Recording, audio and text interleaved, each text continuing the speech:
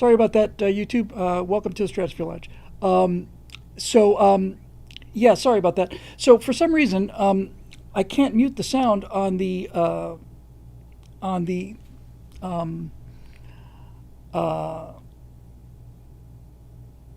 the Stratosphere Lounge thing. Sorry about that. So I turn it off, and then I always forget to turn it back on again. So anyway, I'll probably just delete that whole page and just redo it. So here we are, as I was saying, we are here on Thursday night, the 18th of September, 2025. Um, Feels like 8 days into the new world. Um, I don't know how else to describe it, honestly. Uh, it's a very, I don't know, just everything that really does feel different. Jimmy Kimmel got pulled off the air. I don't know if that's permanent or not. Um, Everybody's going back and forth. Well, you're hypocrites because you cheered when Tucker Carlson got pulled off the air, and you tried to get him pulled off the air, and oh, you guys didn't do this, and where I am with this now is like, as far as I'm concerned, it's like we're playing by your rules now, so that's it. Um, Over 25 so far. That's really shocking. Roadrunner says my account is over 25, and I'm just I don't know, ums and uhs. I think I am getting worse at that. I know when I was on the Mike Rose show, I was doing lots of ums. It might be. There's another one. It might be brain creakiness or something else. Uh, I guess it's pointless to try to choke it back. It's not pointless. It's not pointless. It's there's another one. I believe it's something that you can maybe not. Now I'm completely self-conscious about it.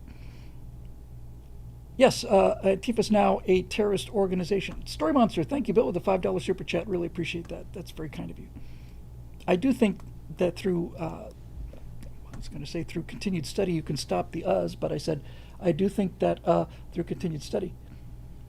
Marusha says TPUSA is up to 56,000 new chapter applications, more than double what they had a week ago. So I kind of want to take off from there. And I really do have to forget about the uhs and the ums, because otherwise we're not going to have a show. I will give my subconscious a sound thrashing before I go to bed tonight. Hi, everybody. Welcome in. Welcome aboard. Good to see everyone. So, yeah, the TPUSA has doubled the numbers of chapters. There is a big change. Lots of people I've seen have gone to church for the first time in 20 years or 5 years or first time ever. I'm hearing stories about how churches are having lines around the block, no parking for them. The point I was making on the Meteor, we did 3 Charlie Kirk shows, so I'll have a new one up tomorrow, is that something has changed in a way that the death of Princess Diana, which was an earth-shaking event, I remember exactly where I was when I heard it, but I don't think that really changed anything, and this really did, and this did in a way that that Donald Trump's near assassination didn't. And I actually kind of think that even if they had succeeded, I still think this is bigger somehow. I think everybody understands this is just an assault on everything that we believe in. Not we conservatives believe in, that we Americans believe in. I just think everybody understands that this is political assassinations of political leaders have been going on since Cain and Abel. Hi, Fiery Waco. But the Charlie Kirk thing really affected a lot of people, and I think it's probably because so many of us, well, me especially, but I mean all of you watching the show, can identify with being Charlie Kirk, just having a contrary opinion to one of these lunatics and having him just pop off and start firing. They done messed up. It is what they did. And something has happened. So I have spent I spent a lot of time this morning. I don't know why. One kind of thing where I just woke up about 45 minutes before I was supposed to wake up, and I was kind of in that in and out dreamland kind of thing. Yeah, the dancing on the grave thing is shocking. That's the shocking part, right? I mean, that's the part that really changes you inside. The horror of watching one person do something that horrific, it's at that instant, it's a one-off. You've got a crazy person. But when you see thousands of people cheering and celebrating and expecting to be patted on the back for it, then you got a real problem. And I've spent a lot of time, yes, Jimmy Kimmel Today, absolutely. I spent a lot of time thinking about this. This one person, I remember Marisha says, the single worst take I've seen so far is someone saying his death means nothing and would rally no one. They said that Charlie didn't have the charisma to be a martyr. I guess they were wrong about that. So the Porter-in-Chief did some math probably in his head undoubtedly, or with a slide rule, and said, so a 2,556% increase after Kirk's assassination in the number of chapters, or at least chapter application. Yeah, that sounds about right. So I've been thinking about this whole situation a lot, and I don't want to. I have to speak about things in kind of a strategic sense, and I just want to preface this by saying I don't want it to sound as clinical or as detached as it's going to sound, because I'm just trying to think of some way to explain what I'm getting at here. So with that said, this is a tremendous, I think it's a once-in-a-lifetime opportunity. It's not the kind of opportunity I ever would have wished for, but nevertheless, here it is. And the opportunity is to grab the people. Before Charlie Kirk was shot in 2024, young straight men moved 36 points to the right. I think after Charlie Kirk, I think that number's probably pretty close to 50 or 60 points.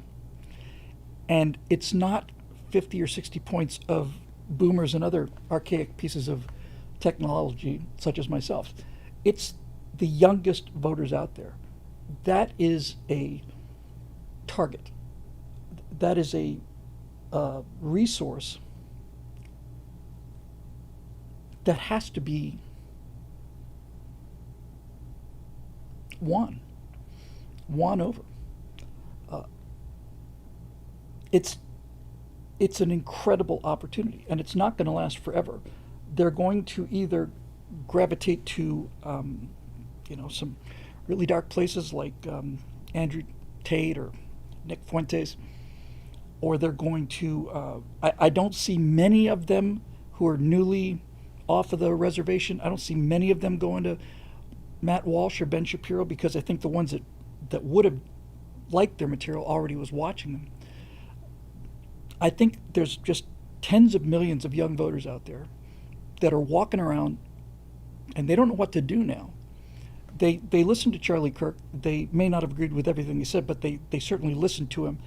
And I think they realize that this is the most important event in their lives, certainly to date. I don't think there's any question about that. They're all post 9/11 kids. And so they are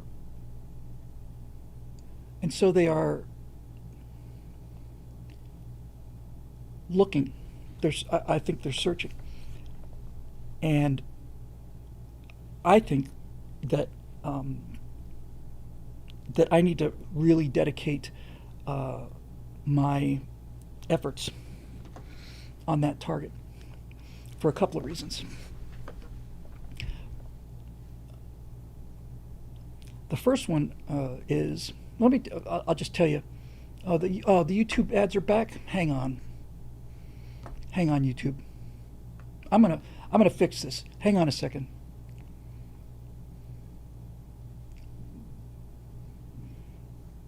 Okay, YouTube. How many people do we have there? Let me see. 138 people. Hold on. Yeah, I have to. I turned it off. I want to see if it got turned back on again.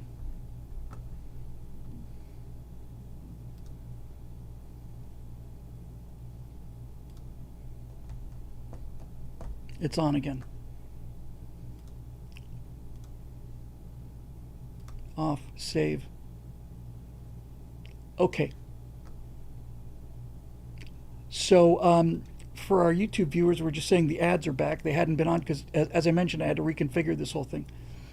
So let me just put it in the chat.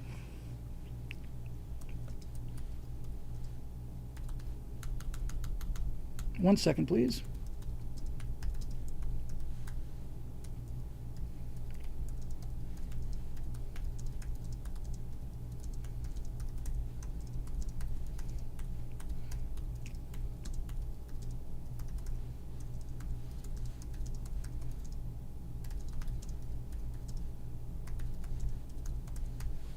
There we go. Okay, so there's this gigantic pool of people. So this is a complicated subject, and there's going to be a lot of spitballing about this. So I don't really have like a prepared way to say this. So I'm going to probably just stop censoring myself and just kind of come out and tell you what I've been thinking, sort of as I was thinking it. So I woke up this morning, and I was lying in bed there, and sometimes I'll do memory exercises in times like that. My mom died of Alzheimer's, and my uncle, who was a year younger than her, was an aviation engineer and was teaching gas turbine compression ratios from his head at age 92. 93 when he died, the same age as my mom. He died a year later than my mom, or 2 years later. So I just sometimes do memory things because certainly on the air sometimes I just get a little lost for a name. And so I just do these things. So anyway, I was lying in bed this morning and I was thinking about this, and I'd been thinking about Gen Z, and I just sort of said, can you name all 50 states for memory? Yeah, no, that wasn't hard. And then I asked myself, can I name 100 of the can I name 111 of the 212 countries in the world? And I think I pretty much was able to do that too. And I was thinking, now just stay with me. Okay, we're just walking you through the process here. And I thought, Gen Z has been really, really ripped off. It's 197 countries now, okay. They've been really, really ripped off. They've been deprived, and it's child abuse. And I see these man in the street interviews where they say, can you name 3 countries? Mexico, Africa, and Europe. And I thought, okay, maybe I just get in a car, and in the car, and turn the phone on, and then turn another phone on so that they can see that I'm not reading off of the phone. Again, stay with me, okay? Because I've been corrected on this by my beautiful wife, who is always figures out things way before I do, usually years in advance. And I thought, hey, here's something for you.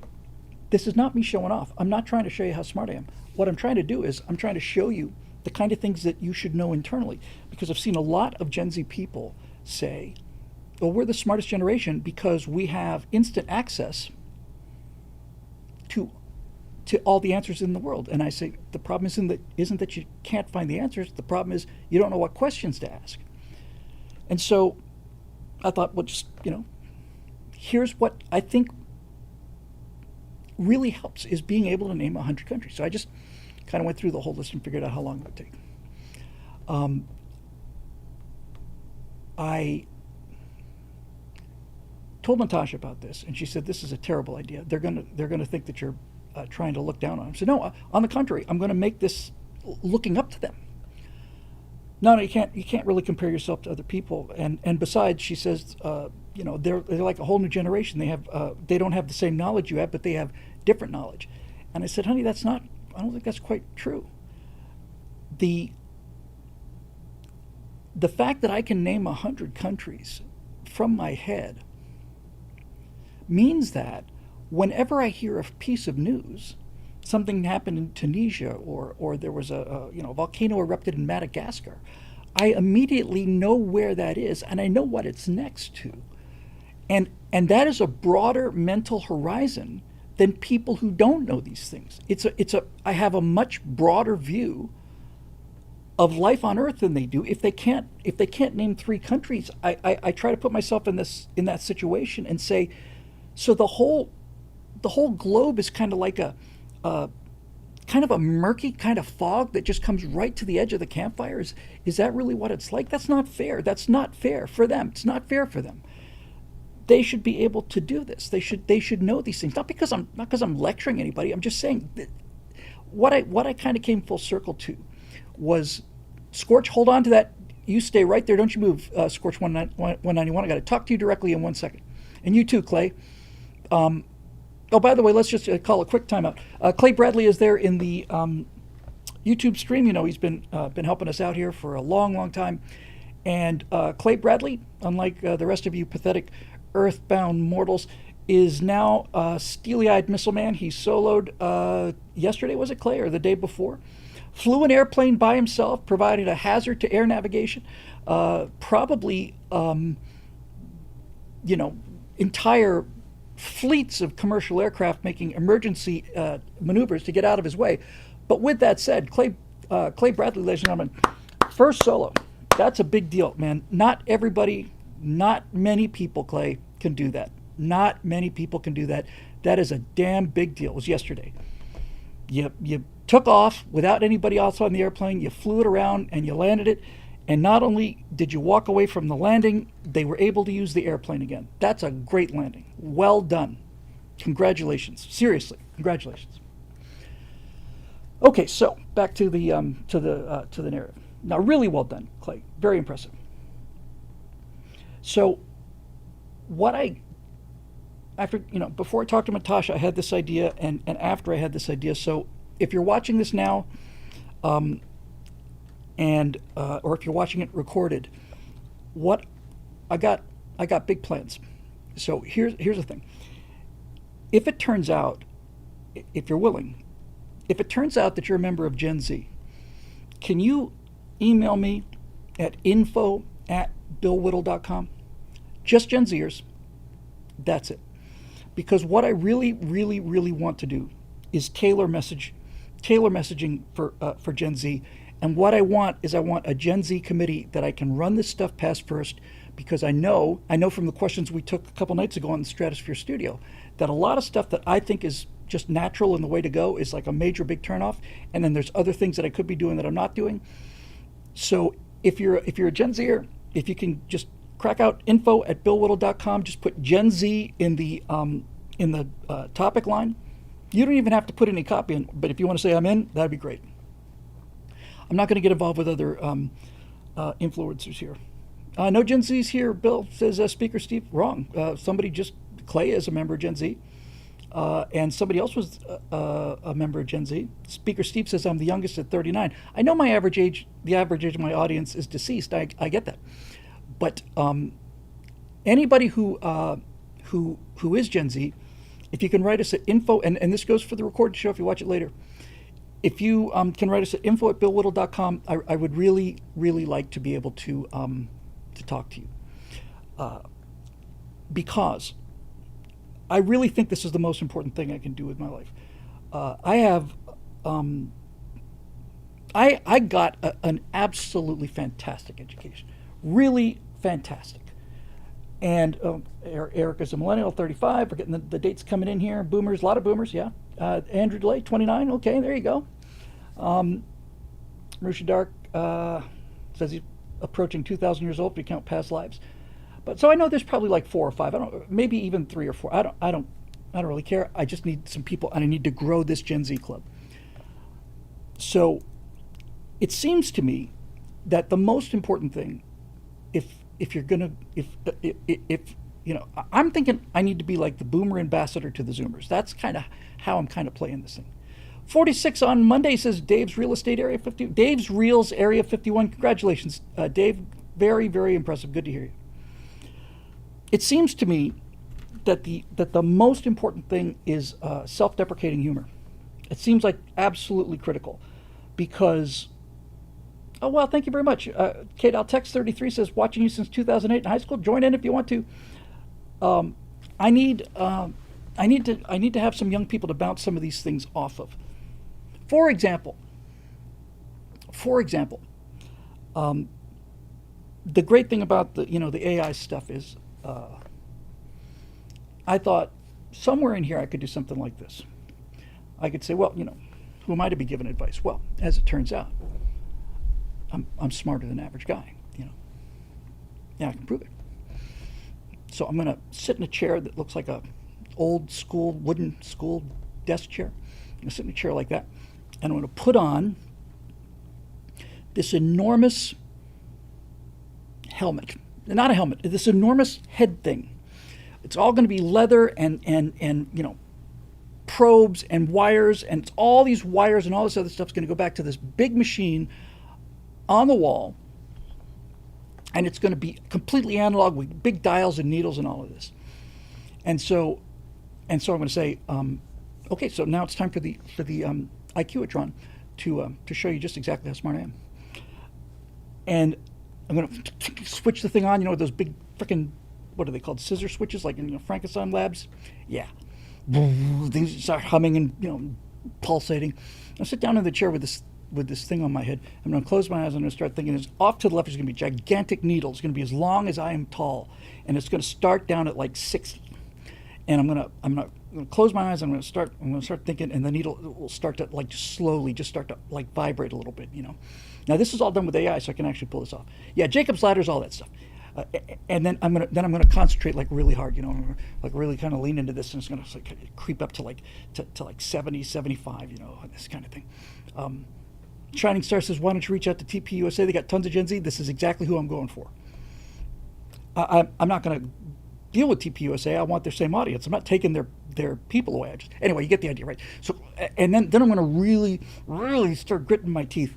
And these things, veins in the head are going to start bulging, And then the needles creeping up into the 90s, and then I'm going to be just straining like I'm trying to bench press, freaking 600 pounds. Then sparks are going to come off of the machine, and part of it's going to catch fire. And the needle's going to be right there at 100, right at 100. And it just finally come on, like kazoo, yeah.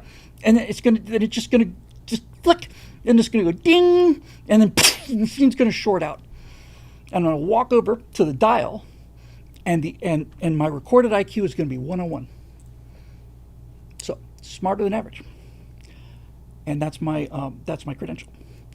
I think that kind of humor is the way to go, because it's actually higher than 101. I think it's probably clear, well clear of 105. That kind of thing appeals to me. I don't know. I'll tell you one thing I'm not going to do is I'm not going to come out in a hoodie and lay down some fat beats. But I've just been trying to think about the language and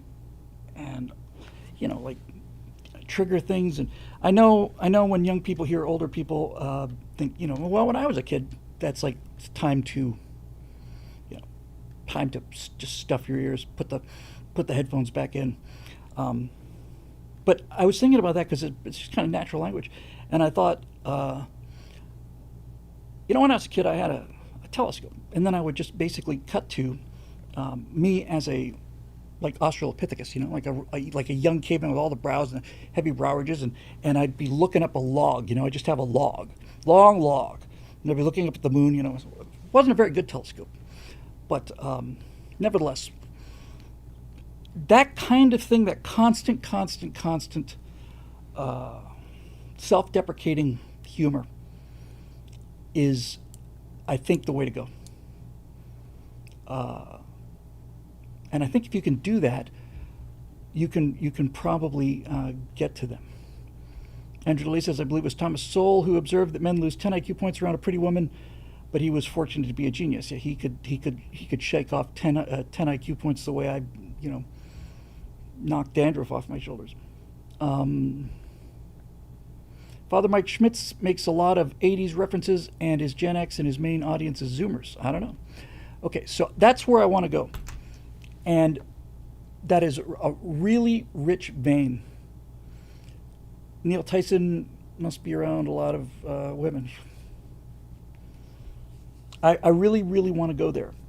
And I think I can.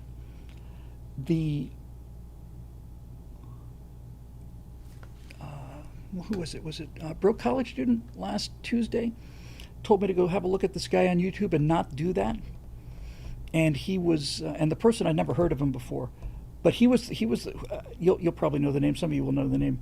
He's the guy who tried to coin the term the woke right. And there is no woke right. People now in the comment section are talking about Father Mike Schmitz. Let's have a quick look at Father Mike Schmitz. Anyway, if you're in that general demographic, let me know, because I really want to do this right and I don't want to make a jackass out of myself. So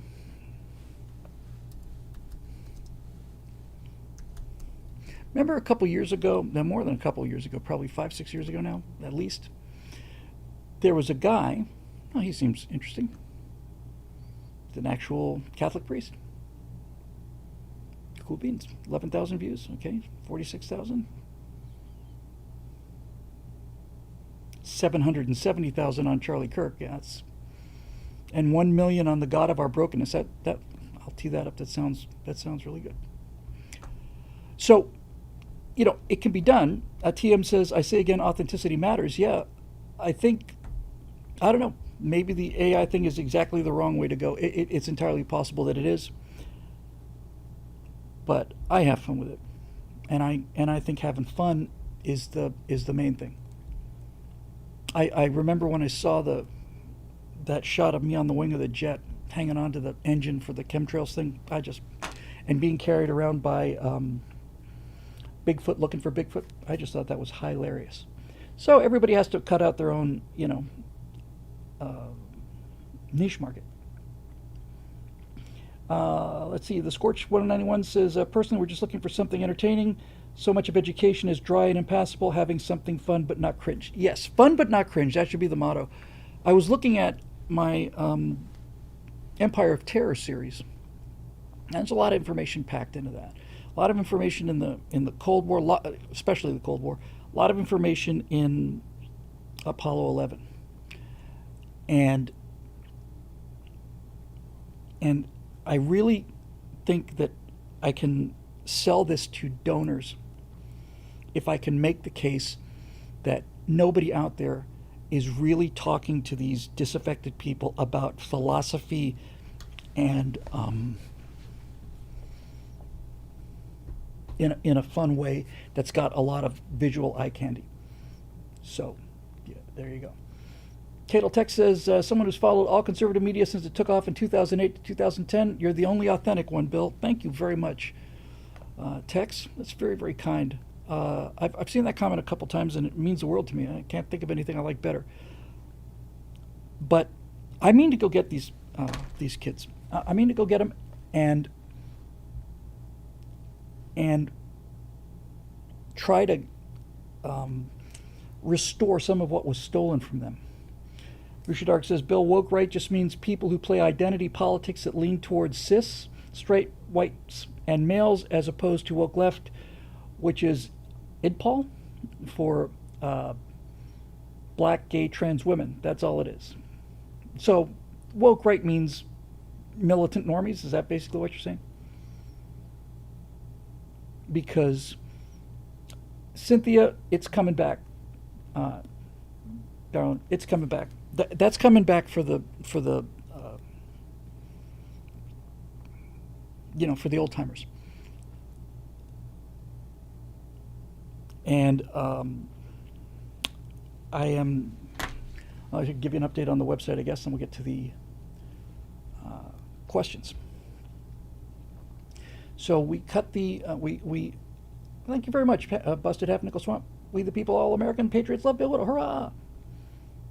Woke would be like the MGTOW, alt-right, groypers, white nationalists, etc. Yeah.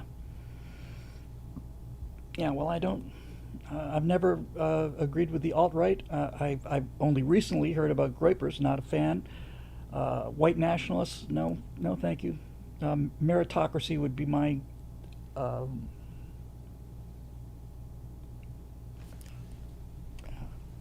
potion.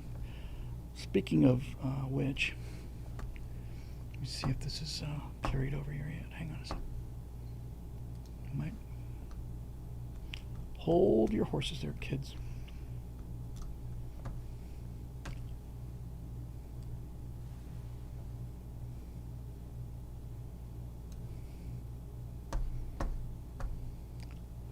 Hang on, I got something to show you.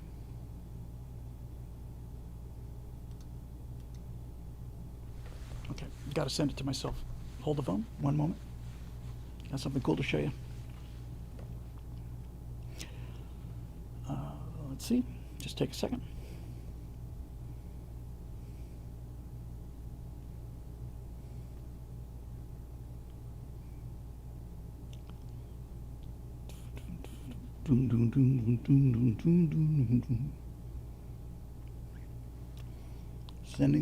Dancing with myself here. Hang on.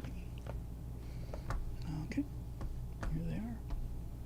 So check this out. You want to see something really scary? I'll show you something really scary.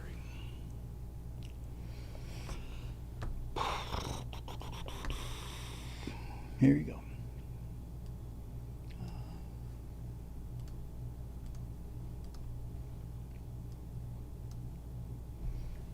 Hang on, YouTube, it's coming.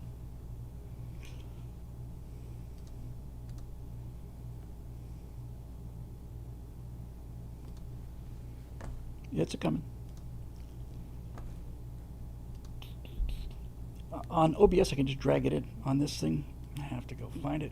All this browse, it's 7 mouse clicks to get there. Hold on. 2 to 7.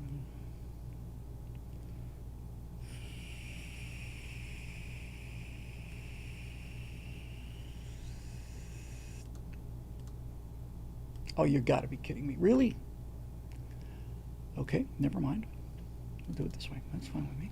I don't care.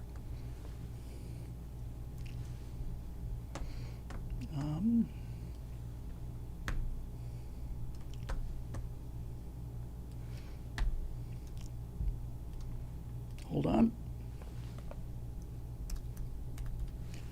Got back from the doctor's today. This afternoon.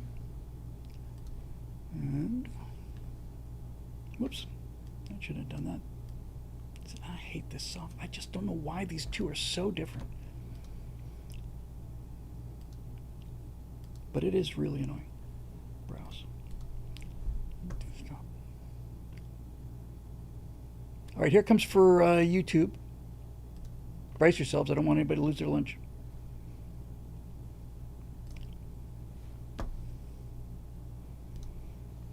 So, that is my lovely wife as of a couple hours ago. Hold on. Here comes YouTube. She's watching right now. She's probably ready to kill me for this. I'm a dead man. I'm a goner. Love that word, goner.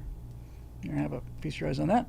So that's the before. That's just out of the surgery a week ago. Not even. Last Friday she was there. You can see the incisions barely visible. They glued it together. But this is the cool one. This is the one I wanted to show you.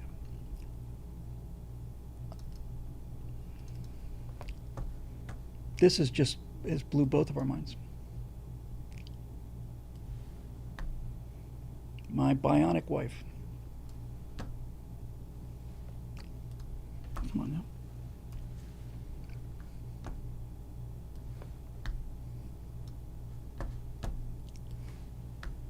Okay, here we go.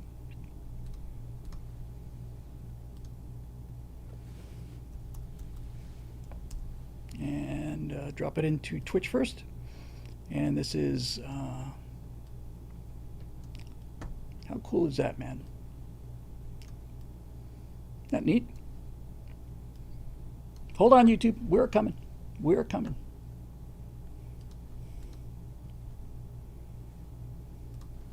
Man, there's a lot of mouse clicks. These guys never heard of the graphical user interface, I guess.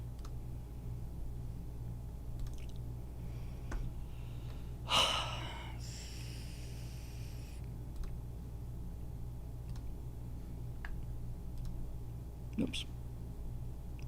So, yeah, here you go. This is the Bionic Woman here.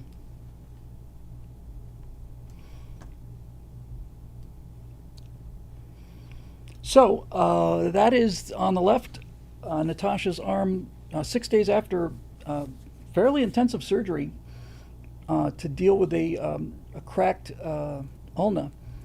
If you look at the X-ray and you look in the upper right-hand corner where that kind of the right fork of the Y is, if you come down away from the fingers, you can see where the bone just basically, the whole thing just cracked off. And I thought she was just going to get a square plate in there, and they show us this thing. It's like, man, this thing's fantastic. And they drilled right through the entire bone, came out the other side. Fantastic. Yes, she's stronger, faster, better than she was before. So she's doing fine. Her recovery is great, and she's just doing super well. And she's been a complete soldier. I mean, she went 8 days before the surgery. It was just 8 days of a cracked ulna. That hurt. And I see on the YouTube stream, Jesse D. Bill, big fan. I remember your speech where you predicted the next president would come from the pop culture. I hope all is well with you and your wife. Thank you, Jesse. We're doing just fine. And so, anyway, I just thought you'd want to see that because I just thought that was amazing. Dr. Raven did that. Dr. Raven is badass. He is a steely-eyed missile man. So, anyway, back to the website. I finally fired the dev that I've been working with for 3 months, which I didn't want to do. One of the reasons I stayed with him so long is I really liked the guy. I really liked him a lot. And I called the company, online, freelancer company, and told him, look, he's put a lot of work into this, but I am no further along than I was when I started this process. He said it would take 3 to 6 days and either $500 or $1,000, and it's been 3 months and $2,200. I'd like half of my money back. And since it kept going by, well, we need to do this. Can I get this amount to get this fixed? And we just kept following along. So it doesn't look like I'm going to get a refund, but comes a point when you have to walk away and realize the sunk cost fallacy. You're down 50 grand at the tables in Vegas, and if you stick around for a while, you'll be down 100 grand. So we're going to MemberPress, which is a plugin for WordPress that gives an awful lot more control to the members. It's a completely reliable, direct to Stripe, built for WordPress solution.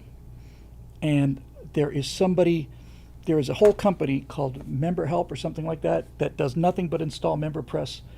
And it's been 5-6 months of poor Shelley having to field, people complaining I can't log in, or I can't reset my password, or, it's just inexcusable.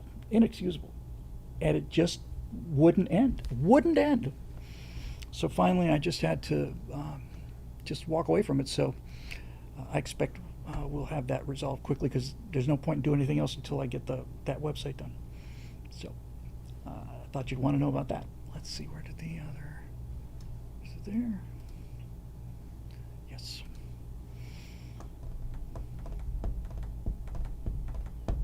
So that's that. Ace Affinity says to err is human, to repeatedly err is dev. Anyway,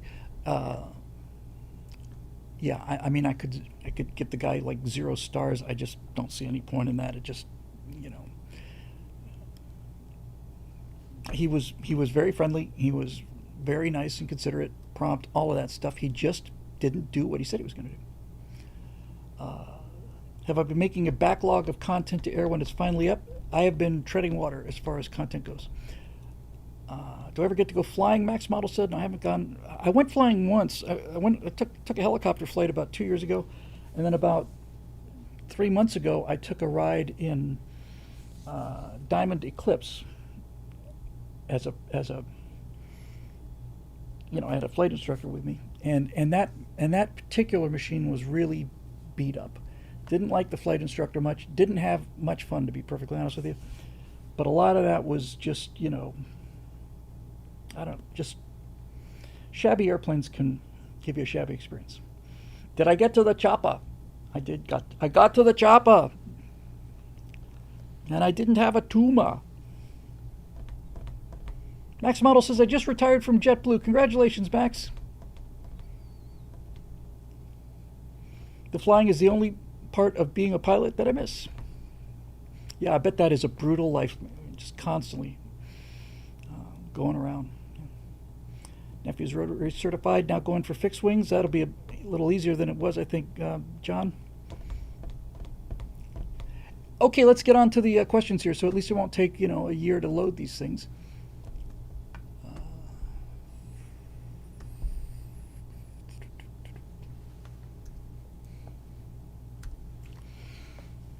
Saw an interview with Bill Mumy, who played Will Robinson.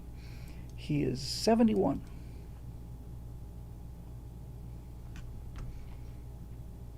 I don't like the trend. It's the trend I don't like.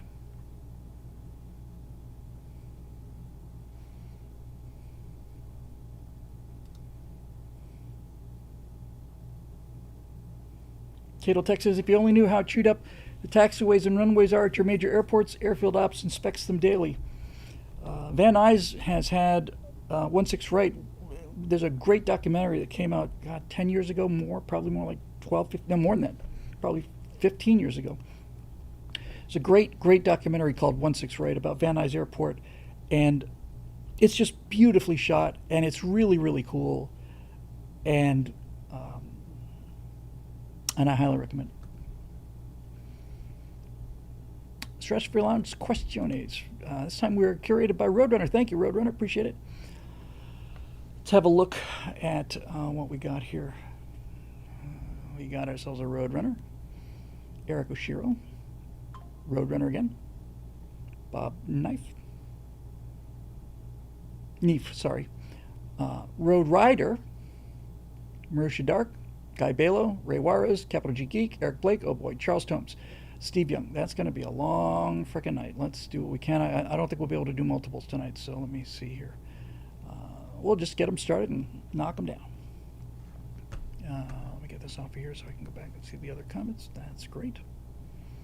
Yes, David Boutte says he was half the genius of Barnes and Barnes with fish heads. I'm pretty sure he is like really, really left wing. I don't know. Maybe he'll do story mechanics. I sure would love to talk to him. It'd be fun to talk to him about it. It'd be really fun to talk about it. I remember thinking as I got to be, aging like fine milk, that I kind of felt sorry for Billy Mumy, because Billy Mumy was the only guy who didn't get to watch Lost in Space.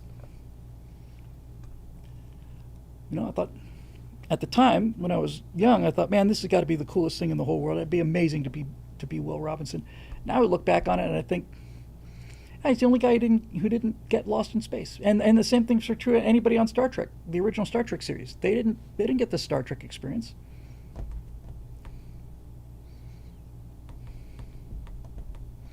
Max Model says, your comment on beat-up trainers gave me a wave of nostalgia for the beat-up birds I trained in. They all look like late-war Japanese fighters. Yeah, after I lost the Air Force Academy, I took some flying lessons, so I would have been 16 or 17.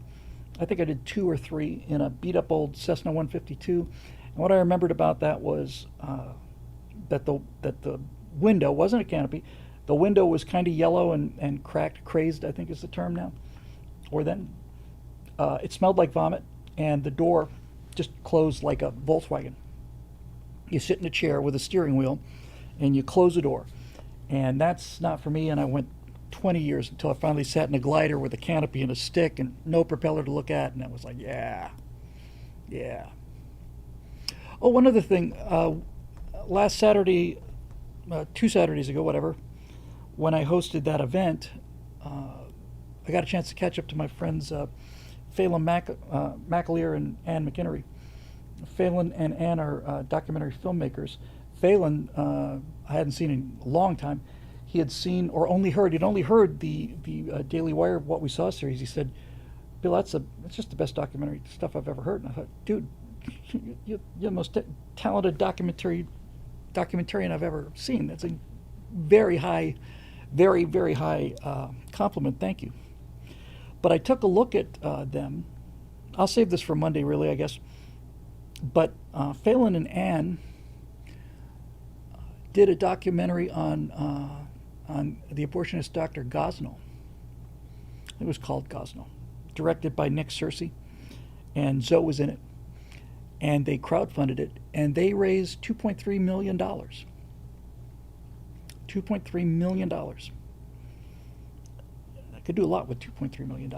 So I'm going to talk to Phelan and Ann and ask them about it. They have one thing really going for them, and that's the same thing that The Chosen had when they did their,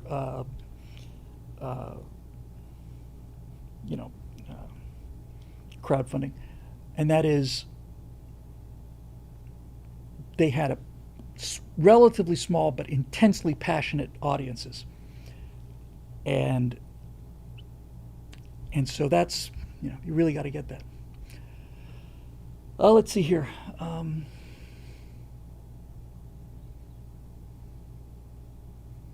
Max says, Billy, familiar with Dan Monroe? He does movies, music, and monsters. No, I never heard of him.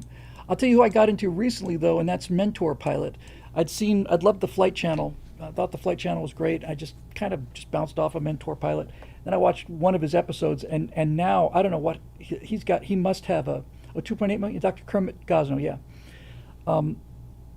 Mentor Pilot has got an unbelievable production values, really incredibly great lately, and I really like him. I learn a lot from him. He's really, really good. Okay, here we go. Greetings, friend Bill. It's Roadrunner. Hello, Roadrunner.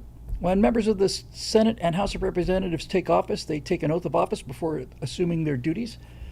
I do solemnly swear or affirm that I will support and defend the Constitution of the United States against all enemies, foreign and domestic, that I will bear true faith and allegiance to the same, that I take this obligation freely without any mental reservation or purpose of evasion, and that I will well and faithfully discharge the duties of the office on which I am about to enter, so help me God. Lady Hawk was a member, crowdsourcing member. With so many progressive politicians blatantly violating their oaths of office, is there a remedy that can be taken by the President or citizens of the United States to remove these oath breakers from Congress? I suppose you could bring perjury charges against them. I'll tell you what, though, as we record this, today, I think it was today, Antifa was officially listed as a domestic terrorist group. A large domestic terrorist group. And once you put the T word on something, all kinds of legal doors open up. All kinds. I think that is way overdue. And that is going to really hurt, because if I understood correctly what I was hearing, President Trump was also saying we're going after their funding as well, which means that you can actually now go after George Soros, because if you can prove that he funded a terrorist organization, I think you are able to essentially redistribute, the term they like so much, all of his assets. Wouldn't that be nice? But now they can really start tracking the money, and And I've heard RICO charges being mentioned as well. For those who've been familiar with it, many of you have heard the term, may not know what it is, but RICO laws were passed, I want to say was it the 80s, maybe the 90s? Relatively recently. It stands for Racketeer Influenced Corrupt Organization. And basically what it comes down to is if a certain organization is so designated, RICO laws say that we don't have to prove that you broke the law. We just have to prove that you were a member of this law-breaking organization. That is an enormous, 1970s, is that long ago? That is an enormously important difference. That's how they basically went after the mafia. Because so many of these guys had, alibis, and there was witness intimidation and all that stuff. So instead of proving that this guy did this hit on this guy, all they had to do was prove that he was a member of the, whatever particular family, and off they went. So, Fly in 2003 says, I just hope Bondi doesn't screw it up. I've been pretty disappointed in her performance so far. Me too. Yeah, me too. Roger Ramjet 59 wants to know if Antifa are now considered terrorists. Is there a bounty or a daily limit? No, there's no bounty or daily limit. They're considered an invasive nuisance. So, yeah.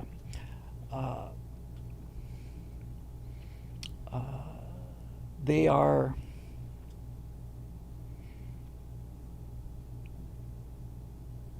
in trouble. So we'll see. So yes, Roadrunner, we're seeing things happening. We've seen it since Trump's been president. So what, 9 months now, 8 months? I've seen things in 8 months that I never thought I would see. And the show just keeps on going. But clearly, major changes have happened since the assassination of Charlie Kirk. Donald Trump took that personally. J.D. Vance took it really personally. I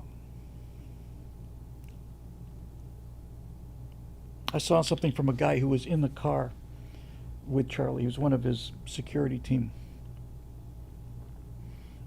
And, the second he was hit, they got him up and got him into one of these enormous, Cadillac SUVs.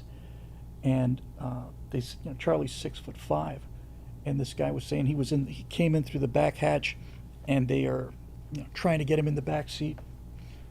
And they said he was so tall that they couldn't close the door, so they went hauling butt trying to get to the hospital with the I guess it was probably the right rear door open, ajar. And the guy said, I don't know how one of these guys just didn't fall out, because they were just screaming around curves at 50 miles an hour. And John Eden has emerged from Valhalla once again to come down amongst us mortals and to tap us on the shoulder with the wealth wand. John, you are a steely-eyed missile man. Thank you very much. $100 super, $99.99 super chat from John Eden again, which is pretty much every week. What a swell guy. Thank you very much. Thank you very much. Very much, as always. As always. But the guy said, really, John, I really don't know what to say. It leaves me speechless every time. But this guy said, they were trying to do CPR on him, and he said, no, I just looked up. Charlie's like 6 inches away from him, and he said he was just looking up at Jesus, and there was no surviving that shot.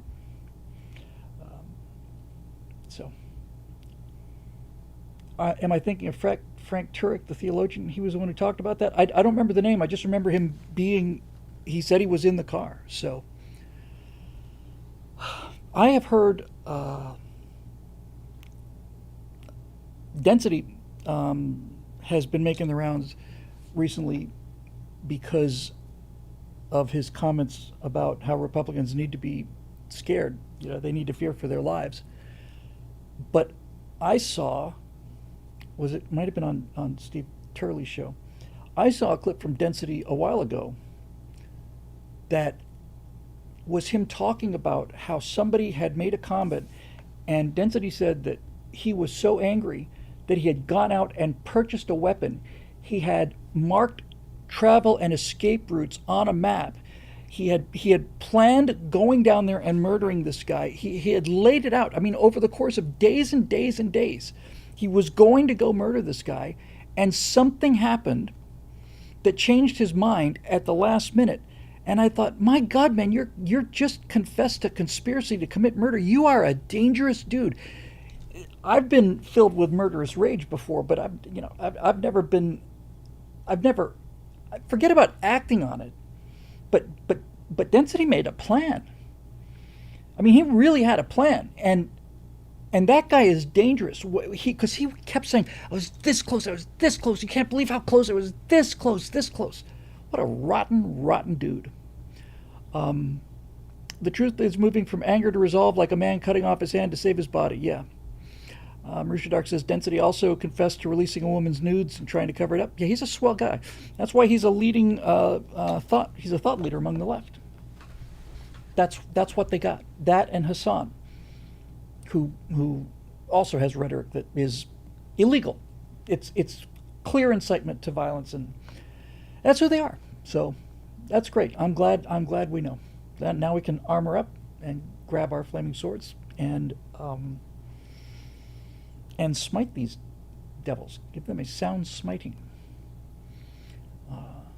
We've been fearing for our freedom for a long time. Fearing for our lives is not as important to us as it is to Destiny. Destiny does not equal density. Density works for me. Yeah, Jimmy Kimmel's out, so there we go. And I'm not interested in who did what or whatever. It's like, you guys set the rules. We played by our rules while you played by your rules. That's exactly what happened in Guadalcanal. And now we're playing by your rules. So prepare to receive a sound thrashing. Moving on, Eric Oshiro. Aloha, Bill. How are you? Eric, mahalo. Topic of Mice and Men. This is a question I've had floating around in my mind for a while now. Unfortunately, it's become somewhat more topical after the murders of Charlie Kirk and Irina Zarutska. Set aside for the moment that the fact that it varies from state to state and case to case. We utilize capital punishment against people who have proven themselves a danger and know it. We euthanized animals who have proven themselves a danger but don't know it. What is your take, if you have one, on the moral argument in favor of executing those who are dangerous but lack the mental capacity to acknowledge it? Not just the aforementioned Lennys of the world, but those who by circumstance or their own self-destructive tendencies are beyond cure. It's a discussion that needs to be had, especially if we move towards incarcerating those who cannot mentally function within the laws of our civilization. I look forward to your reply, as I believe your intellectual honesty and moral clarity are quite possibly your greatest assets. Well, clearly the hair and the looks, but they're certainly third and fourth. So yeah, let me give you what I feel about the death penalty. I find the application of capital punishment to be repugnant and necessary.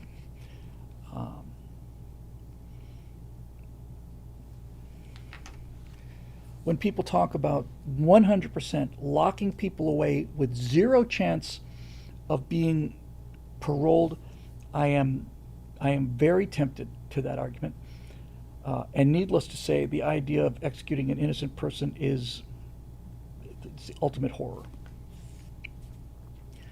I said I found it repugnant but necessary. I'm in favor of it because it's kind of like, I mean, it's the ultimate boss level, right? It's the Supreme Court of punishment. There is nothing beyond the death penalty, and that's why I'm in favor of it in limited circumstances. Although not as limited as many people would like. I think when you do something that has moral depravity above and beyond the call of duty when it comes to just the kind of moral depravity it takes to take somebody's life in the first place. But when there is moral depravity above and beyond, then I am in favor of it because of the statement that it makes on behalf of the victims and society. For example, there was a guy who was executed, I think in California. It was how long ago? I don't remember. 10 years ago, 15, something like that. All I remember was his street name was Football. And he was in prison for quite a while, and the left said, you can't execute this guy. He wrote children's books. Okay. The part that made him stand out was exactly what we're seeing in the aftermath of Charlie Kirk. The thing that stood out to me about this guy was, I think he went into a store and shot like 5 or 6 people. And when he was in prison, he was mocking to his cellmate. He was mocking the sound of them begging for their lives. He was goofing on it. Then this guy got down and said, please don't kill me, please don't kill me, I'll do anything, I've got children, so I just shot him in the head.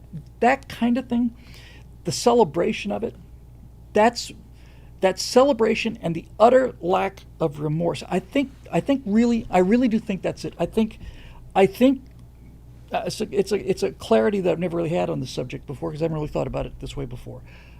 I think that if the person who committed a crime heinous enough to warrant the death penalty, I think if they show no remorse or taunt the families or laugh in court or whatever, it's have a nice walk. Alongside that, I believe if you could show that the person who did it showed genuine, actual remorse, and there was no question it wasn't being faked, if you saw somebody who was so destroyed by guilt and remorse in terms of what they did, then I think that would be mitigating enough to escape that ultimate punishment. Because it seems to me, if murder, well, we have a system where the death penalty is selectively applied depending on I don't want to say the severity, the depravity of it.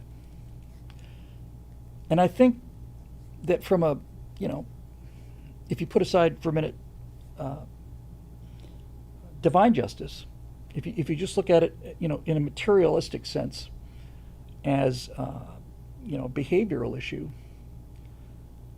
we still have enough natural aggressiveness in us so that we are occasionally filled with murderous rages,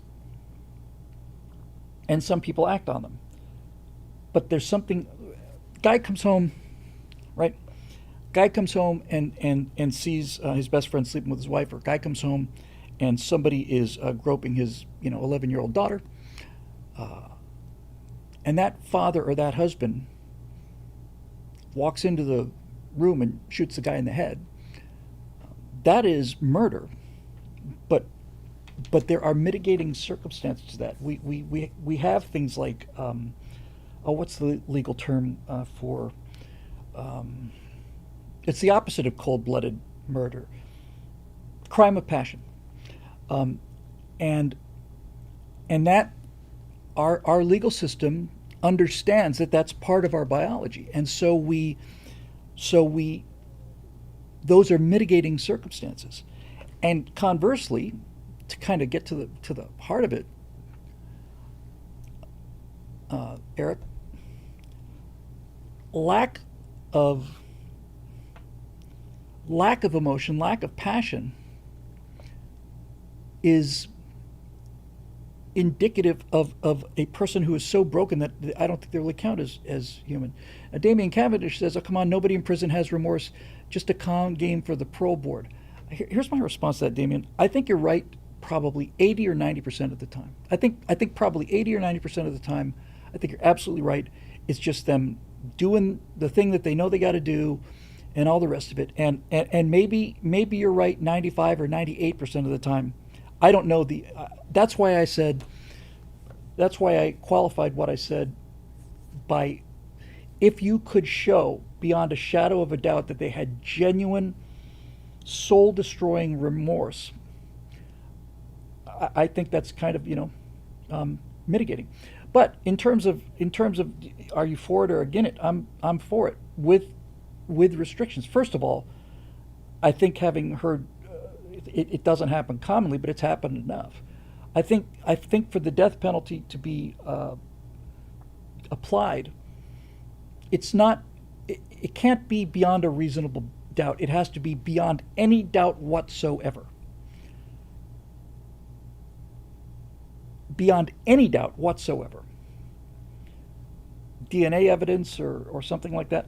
I've been in a jury pool. I've done jury duty, I want to say 4 times, 5 times. I was a foreman once on a minor case, and I was in jury selection for a major one. And I was interviewed, you go through the selection process, which is really brilliant, really. It's really brilliant, where both the defense and the prosecution get to ask questions to see if this juror can render a fair decision. And I'll never forget this.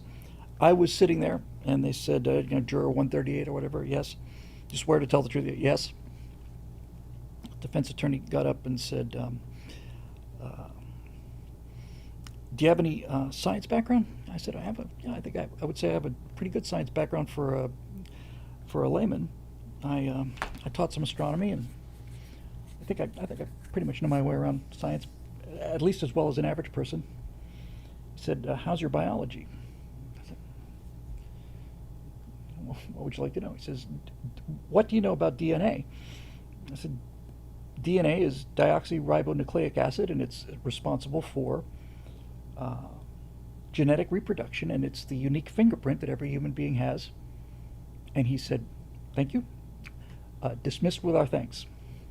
So anybody who knew what DNA was out as far as the defense was concerned. Because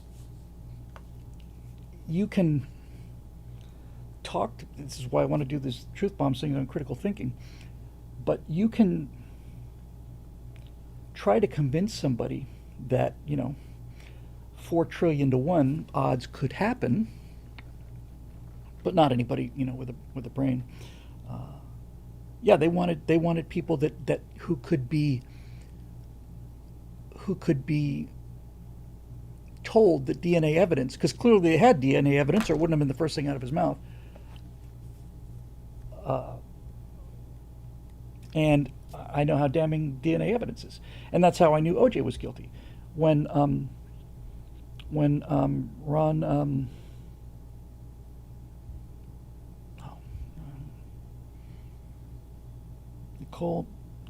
Nicole Brown and Ron, come on, lost it.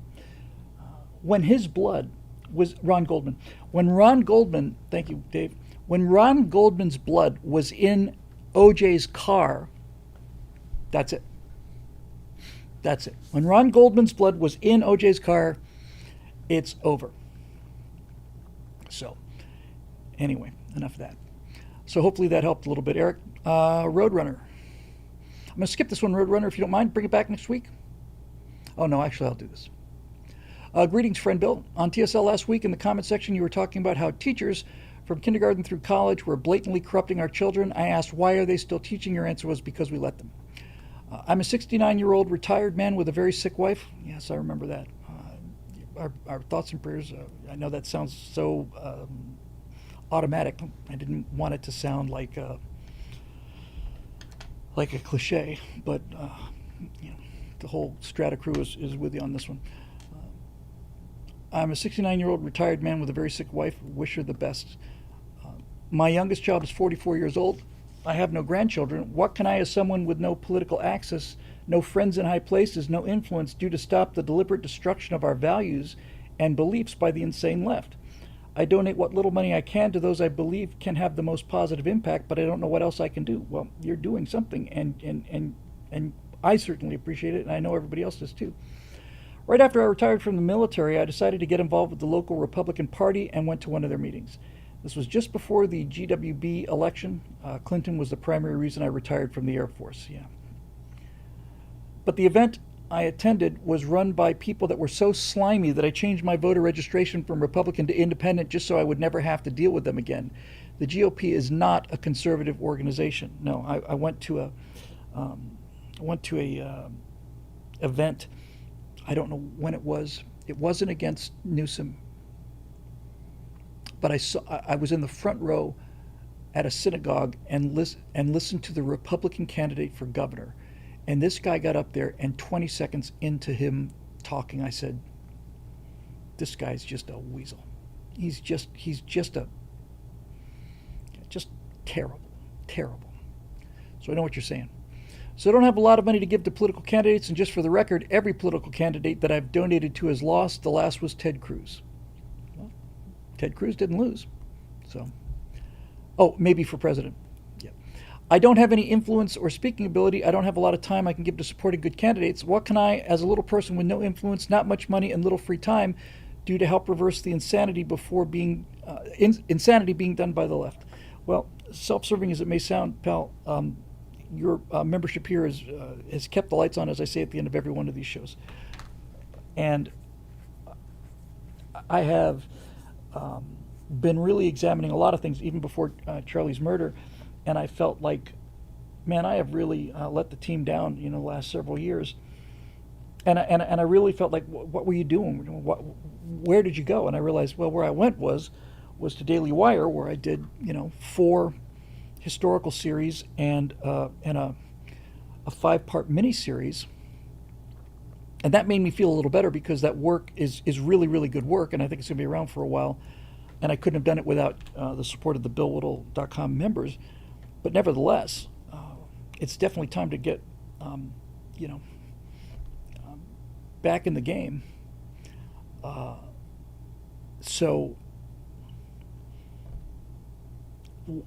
you're doing something, man, and you're concerned about doing something. That is a long way away from being the kind of person that just sits on the couch and bitches and moan about things and does nothing. I can't thank you enough for your membership here, and can't tell you how much difference it makes. But you are making a difference, and not just to me. I mean, we get a lot of comments. I get a lot of emails and stuff about people saying, you're the guy who turned me a conservative, and heard it more than a few times. You actually saved my life. I was, considering suicide or whatever, until you talked about some of your issues with depression and so on. And those things are so humbling that I don't talk about them very often, because there are no words for things like that. But to the degree that veterans have written me and told me that hearing me, not just veterans either, has saved their actual lives. I couldn't be doing that without you. Now, you can obviously say, well, my membership doesn't make any difference, but it does. It's how many raindrops make up the river or the ocean. If you hadn't made that commitment to spend that money, then neither would other people, and so you can put that on your slate. It's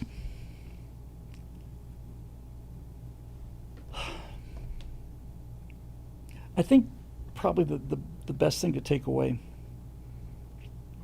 This is what got this guy to go up and make a big donation to Freedom Alliance. When I said this, I said I think the one of the most profound pieces of evidence for the existence of a God and a universal supernatural existence of good and evil is the fact that evil can spend $40 billion, $40,000 million is what George Soros alone, just George Soros, has put into destroying this country. $40 billion. And we go out there passing the hat to get $10 a month memberships or $100 donations in an envelope at a speaking event, and it's even. It's even. That doesn't make any practical sense unless there is such a thing as truth and justice in the American way. and you're on the right side. And that should be big consolation and comfort to you, because it's comfort to me. And we were talking earlier about Hassan and Density, and what awful people they are. And I know they think we're awful people, but when I say they're awful people, I don't get on the Stratosphere Lounge and talk seriously about how I'm going to go murder somebody. And I don't say the left needs to be. I don't say the right needs to go find these left-leaning influencers and rough them up or beat them up or shoot them in the head so that everybody else is scared. I don't do that. And neither do any of us. Neither do any of us.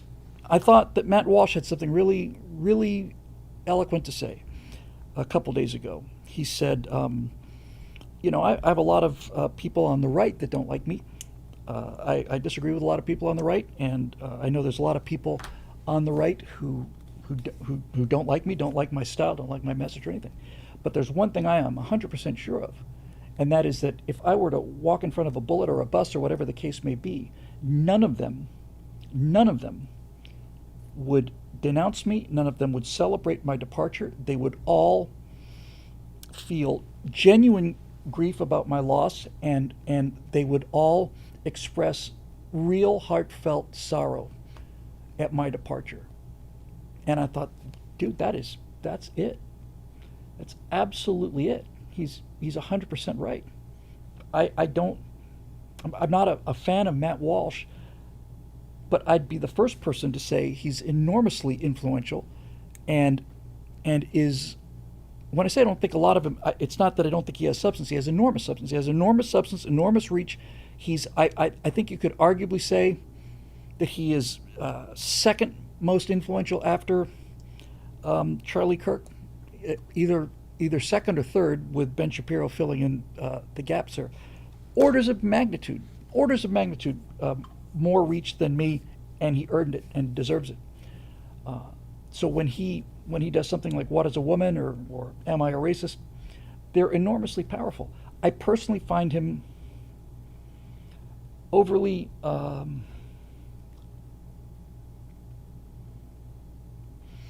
maybe overly self-righteous. That's my personal opinion. But I respect him and admire him, and I don't take anything away from what he has accomplished, orders of magnitude greater than what I've accomplished. And if he were to exit the stage, I would be genuinely sad about his loss, and very grateful that he was here. He said that's just who we are, and that's awesome, and that's a sign that we're on the right side, that we're on the side of the angels, and they're not. And this is the one thing that I think Charlie Kirk's assassination is based on. It's an awakening to the fact that we are not the same. We're not the same. Roxanne and Eric Blake are both basically saying it's a shtick, being kind of a pompous ass and a curmudgeon and all the rest of it. He's really good at it. It's just not my cup of ayahuasca, I guess. Bob Neef. The concept of a loyal opposition is one of the great principles of American political tradition, born out of Western civilization. The idea that two people or two parties can disagree and still love their country without winners killing the losers. When I was a kid in the 60s, my Democrat neighbors celebrated Independence Day as much as us Goldwater Republicans did. We were on the same team. Amen. What are the limits to this founding principle when the left no longer seems loyal to America's founding principles?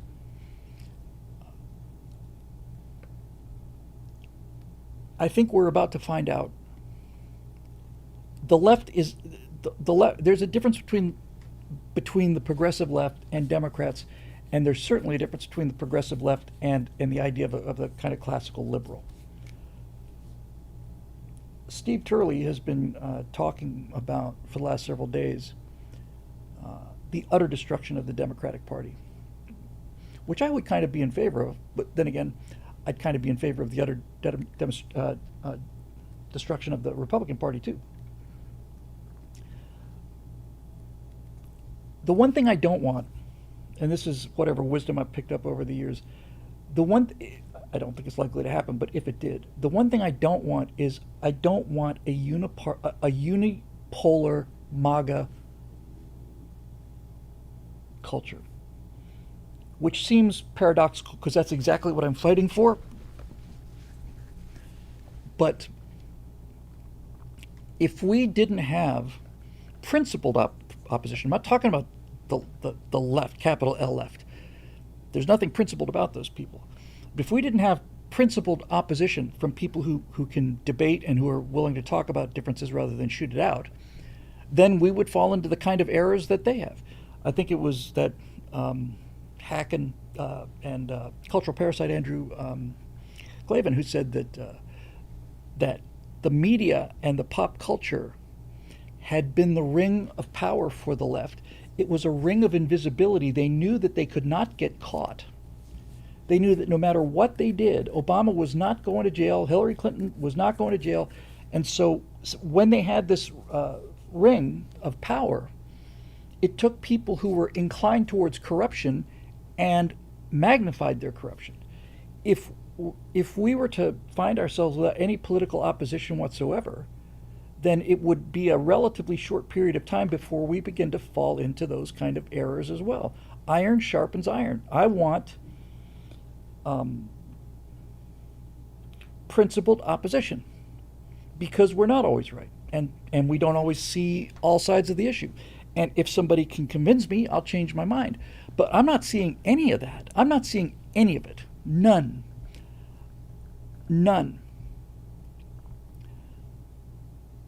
There is no intellectual argument on the left. I said at that event that I hosted a week ago, I said there is no story to the left. It's an anti-story. They are the negative space in a painting. They represent nothing. They simply represent opposite. That's what they've come to represent. Liberalism used to mean something. But leftism is now, because of critical race theory, it's all about the destruction of existing things. It's all about the criticism of philosophies. But they have no philosophy of their own, at least nothing that anybody wants to buy, because if they did, they wouldn't have to lie about what they believe. They wouldn't have to lie about what they believe. So,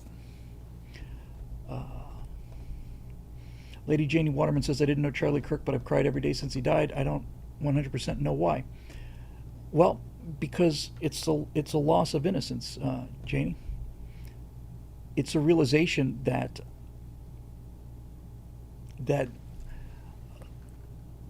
life is more dangerous than we had thought, and not just that. It's a heartbreaking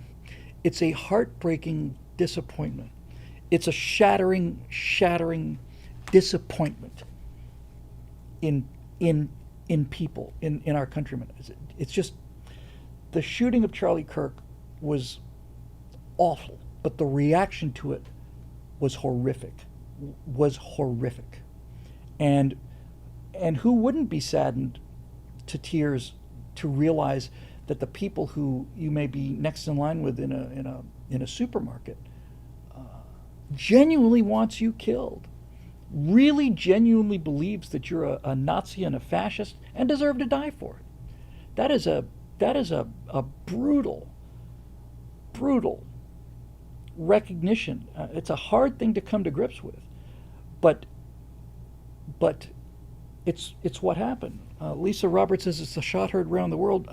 As soon as I get this thing tidied up with the website, I'm bringing back Firewall, and the first one is going to be called The Shot Seen Around the World, because if Charlie Kirk had been assassinated in a private event, let's say, indoors, even if there had been several hundred people there, and there was no footage of it, then it would not have anything like the impact. They still would have celebrated, but for us, it just would not have been the same.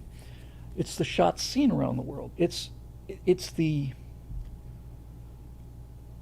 horror of it, the physical horror of it. When I woke up, I saw the first shot I saw was taken from a long way away, and you can hear the rifle crack, and you can see like a puff, and it was pretty much in the center of his chest. And I thought, okay, well, because I thought he got hit right in the sternum. And I thought, well, if we're lucky, that shot came in at an angle, and if it went in through the sternum, it's possible it could have just missed his spinal cord. If he's lucky, he's got a hole through him and maybe a punctured lung, but that's survivable, and so on. And then I saw the second angle where just his whole life just spills out of him, and I just, like everybody else, I just thought, okay, well, it's not survivable. I remember being so terribly moved by Glenn Beck and I'm having a problem time with the memory tonight. Come on.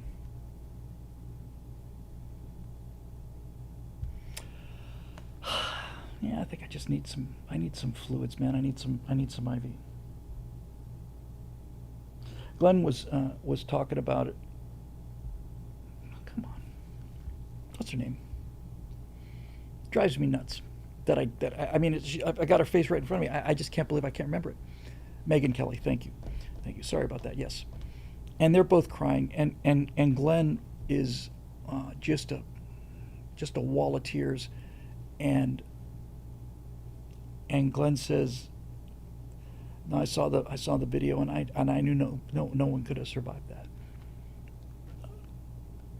And I know this is macabre, and I might have talked about it on Tuesday, but even the close-up shots are taken from a pretty good distance away with somebody holding up an iPhone.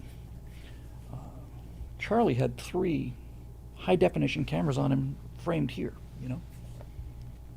So I think they need to destroy that video. I would not be surprised if they hadn't already.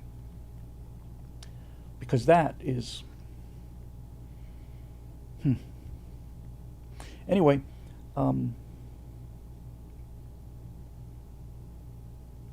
there's nothing... we all have to exit this Vale of Tears at some point.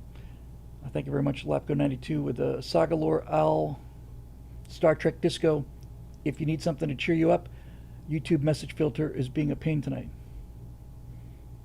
Thank you. But we all have to go, and some of us go younger than others. But I'll tell you, I didn't realize the impact of Charlie Kirk until I saw the motorcade. I saw something like 200 police motorcycles, and I realized that what else can you ask for? People die young all the time. Every day people die young. To die young and to have made that kind of impact in 31 years, where people are stopping football games with 100,000 people in the stadium, and your face comes up on the screen, and a moment of silence in memory of you. How do you exceed that? And in Charlie's case especially, as a deeply religious Christian, I think he did more for spreading Christianity than, well, certainly anybody in my lifetime. And I can't think of anybody. I mean, you have to go back to Aquinas or something like that, or Paul, to match the impact of how many people he brought to Christ and brought to the church. That is Billy Graham, maybe, yeah. That is a life well lived, and it's volume. It's not length.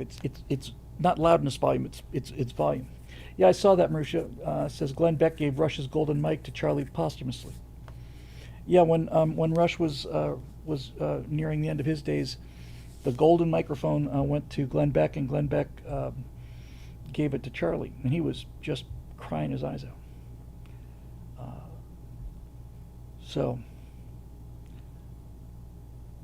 Tranquility Bay says, I've not seen the video because I can't unsee it if I do, and I have already seen enough over my life that I already can't unsee. He's gone. That's a sad reality. I recommend you maintain that posture. You can't unsee it. So, but what I'm going to the point I'm going to make in this firewall is that's why it had the effect it had. Just the sheer brutality of it. If you'd only heard it, it wouldn't have been the same. Charlie Kirk, I realized this certainly no more than a day after he was killed. Charlie Kirk's death has been witnessed by more human beings than anyone else's death on the planet. Many more people than who watched the Zapruder film. It is the most witnessed death in human history, and that's horrible because it's so personal. And that's why the people who were mocking his death, especially the ones who were mocking his hand positions or blood shooting out of his neck, or who draw those cartoons and stuff, those people I wanted to beat to death with a pillow. But, we don't.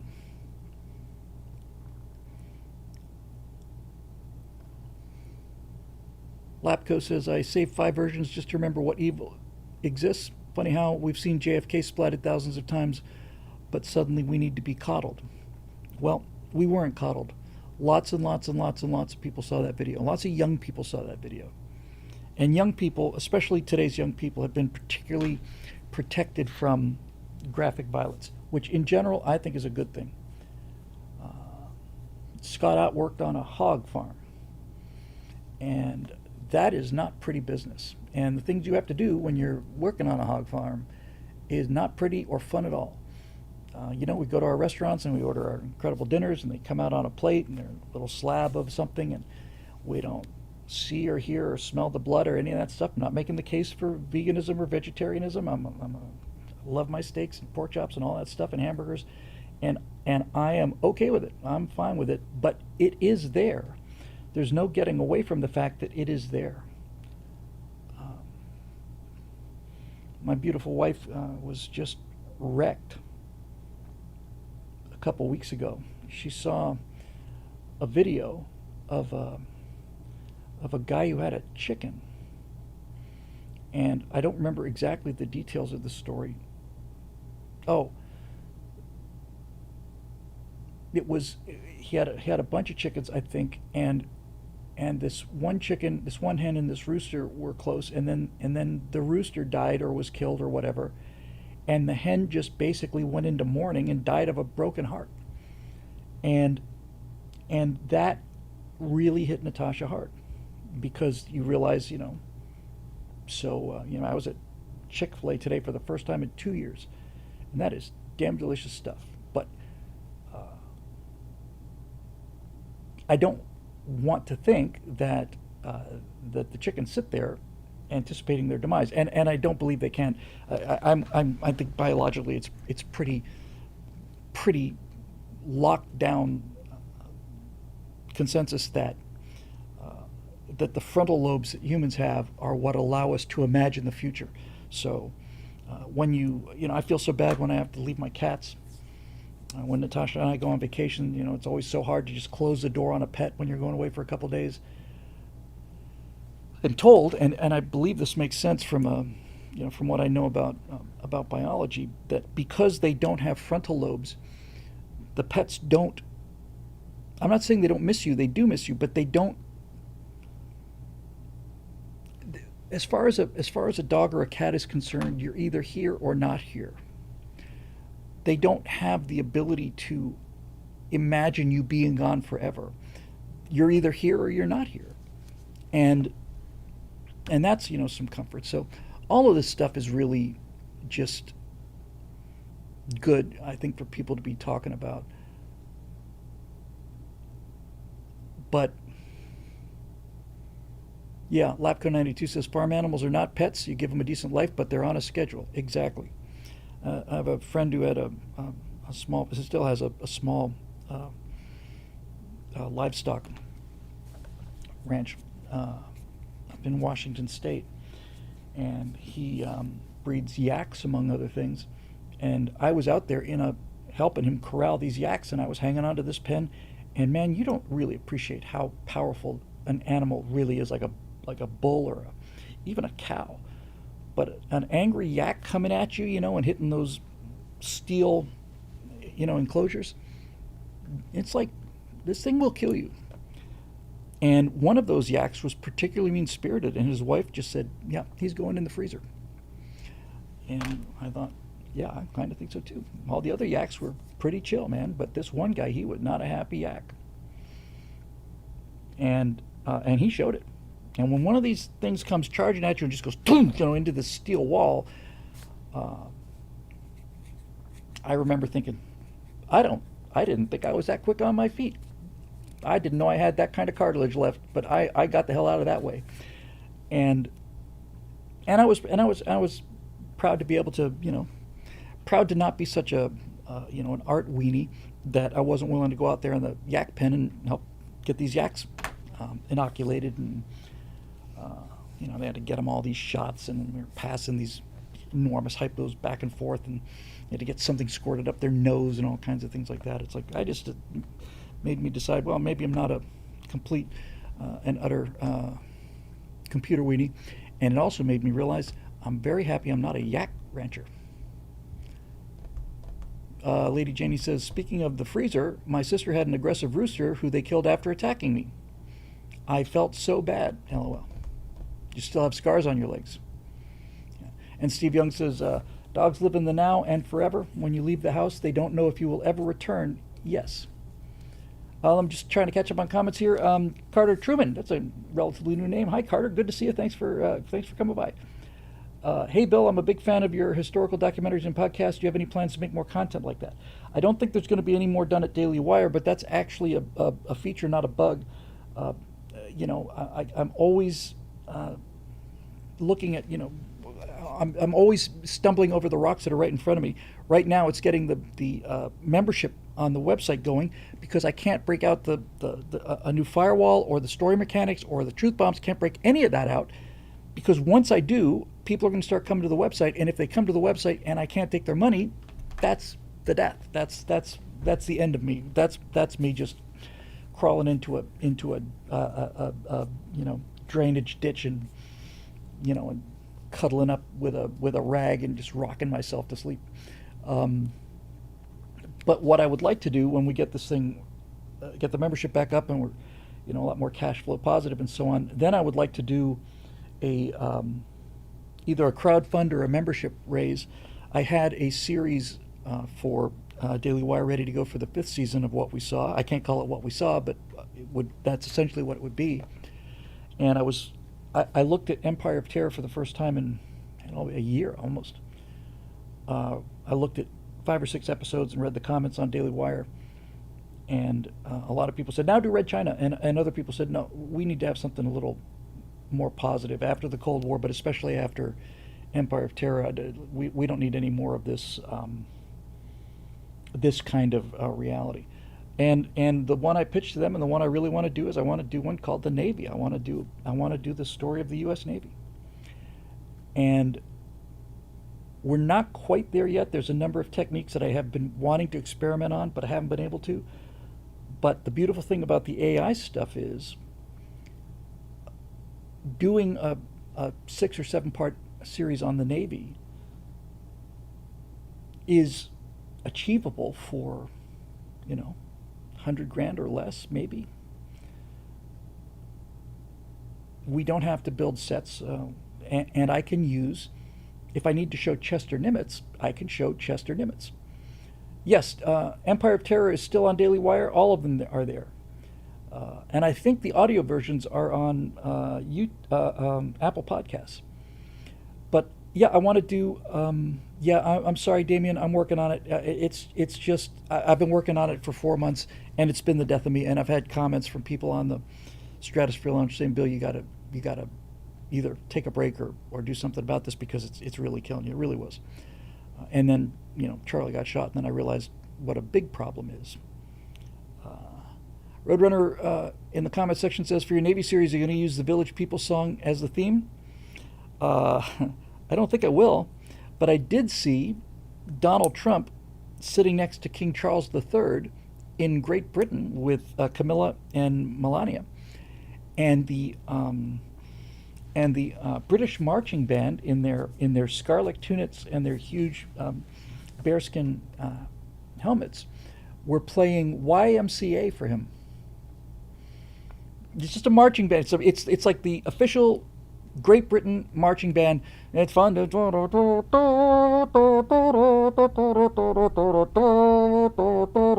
They're doing the maneuvers and stuff, and Trump is sitting on this lawn, and there's King Charles, with all of his stuff on, and it's like, how epic is that? What a complete cultural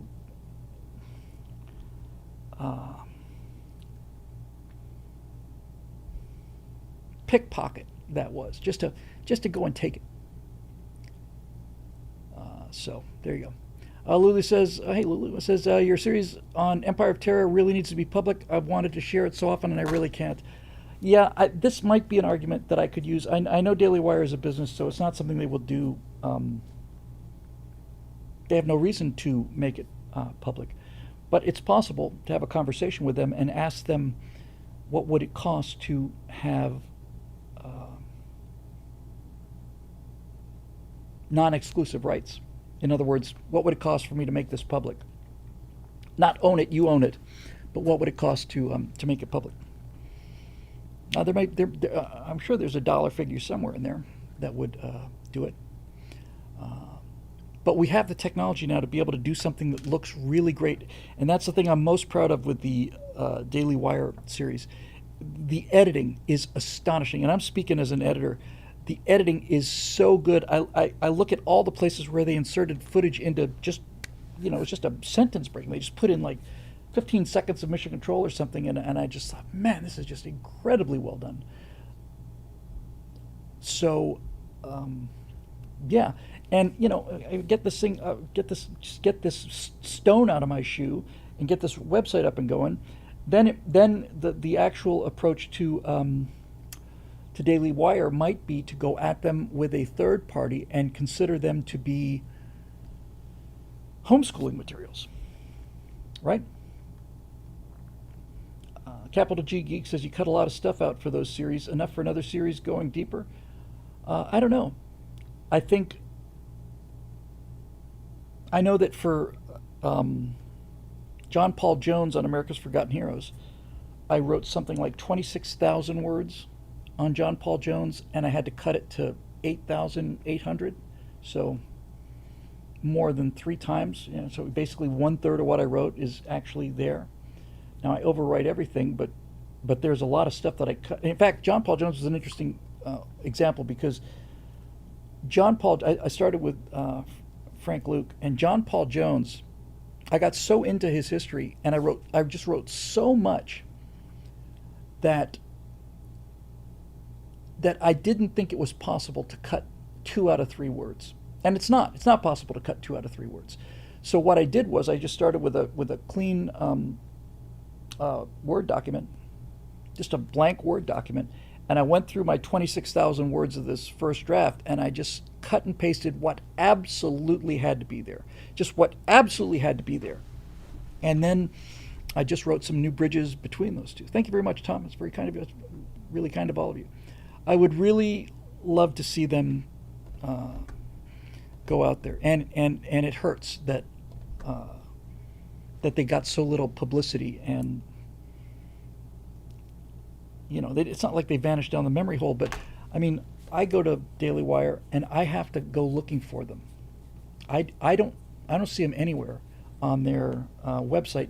You really have to go into like shows, and then scroll down, and you don't get a banner for the What We Saw series. You just get like the final episode of What We Saw, and you gotta kind of scroll over. It's disappointing, but it's not over yet. So it's entirely possible to talk to Daily Wire, ask them for a number, and then go raise that number. Just make it a crowdfunding thing. It's like, hey, I mean, we could use clips from the series. Everybody wins in that case. Hey, we need $200,000 to buy this series and get it out to the American people. They may say yes, they may say no.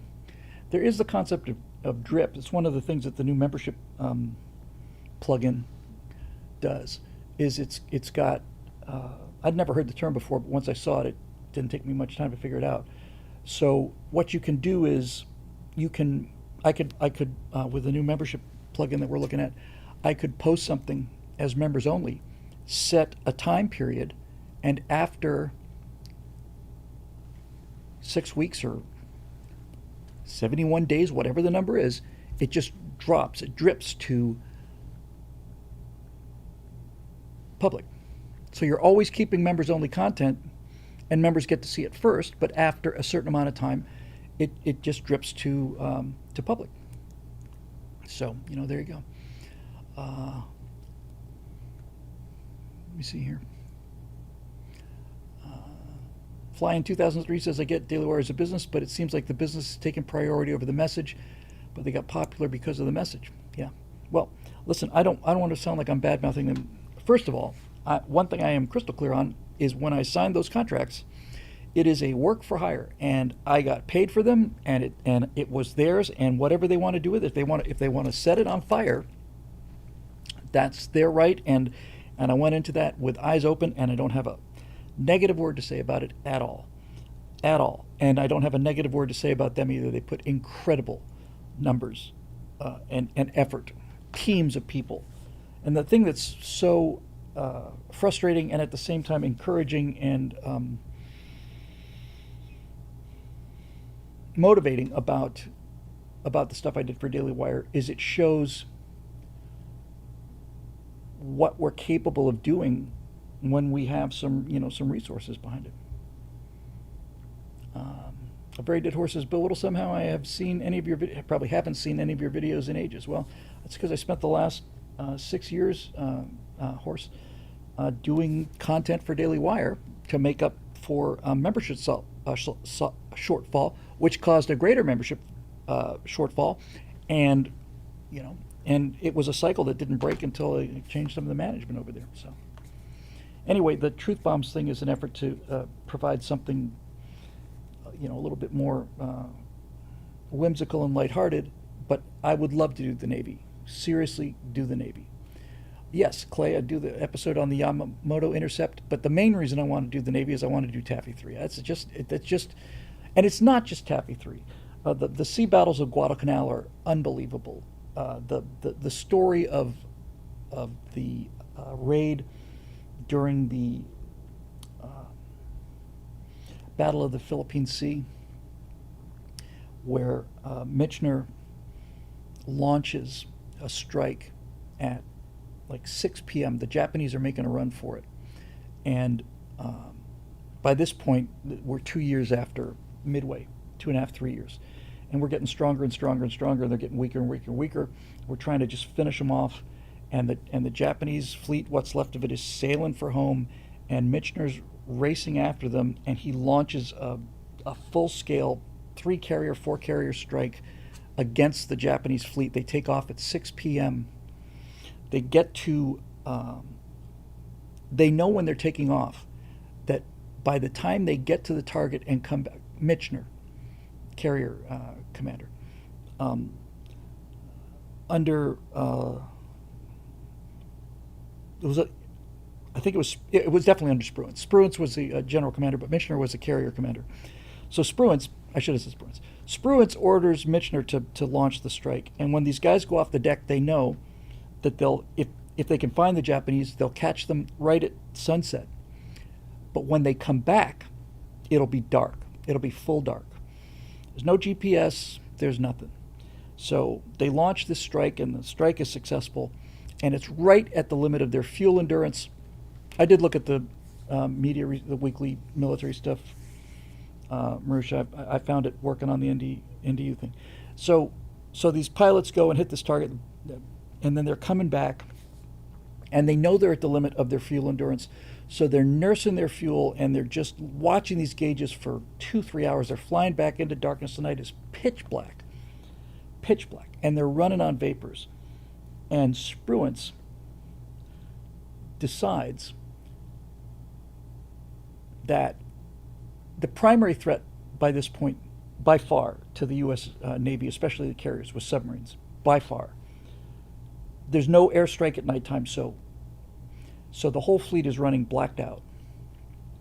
And they know these pilots are coming back, and there's no radio navigation beacons. It's just dead reckoning. And so Spruance decides to light up the fleet. He turns every light on every ship in the fleet. The destroyers are arcing their searchlights through the air. It looks like a carnival down there.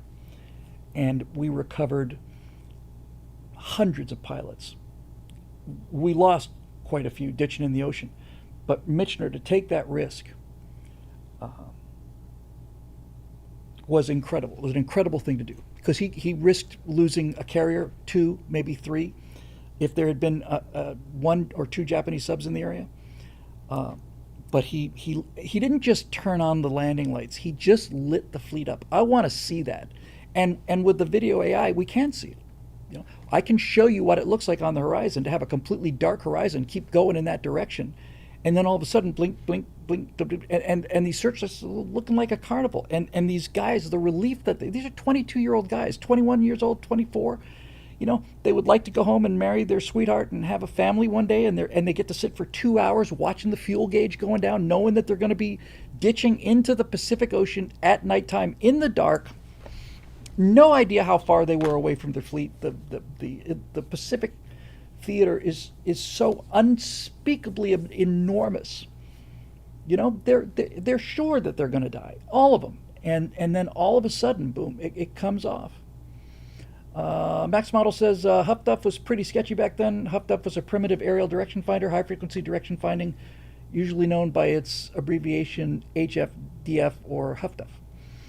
Yeah, they could get there. And so Max Model says, I loved Shattered Sword. I'm going to use Shattered Sword for Midway, and Shattered Sword as a primary source for the attack on Pearl Harbor. Then I've got Neptune's Inferno for the battles of sea battles, naval battles of Guadalcanal. I've got the fleet at high at it's the fleet at not at high tide, but it's about the closing days of the war. I've got lots and lots of I've got all of my sources lined up. I'm ready to write the thing. I'm just ready, and I was ready to write it a year ago. But I get to talk about Ernest Evans, and I get to talk about USS Johnson. I get to talk about who was it Kavala Tunney? An American submarine sank. I always get these confused. It's not the Shikaku. It's the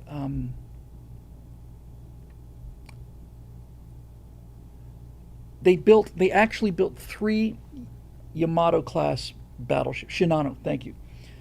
They built 3 of them. So the Yamato was the first one, and its sister ship, the Musashi, both came out as battleships, and they're the hugest ships ever built. Just overwhelming. But by the time they were getting ready to finish the 3rd one, they had realized it was already past Midway, that carriers were the thing, and that battleships were not likely ever to get into range, ever to be used.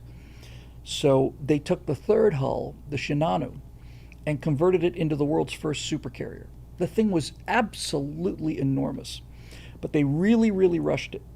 And they had to take it from the Navy Yard where it was built in Kure, I think.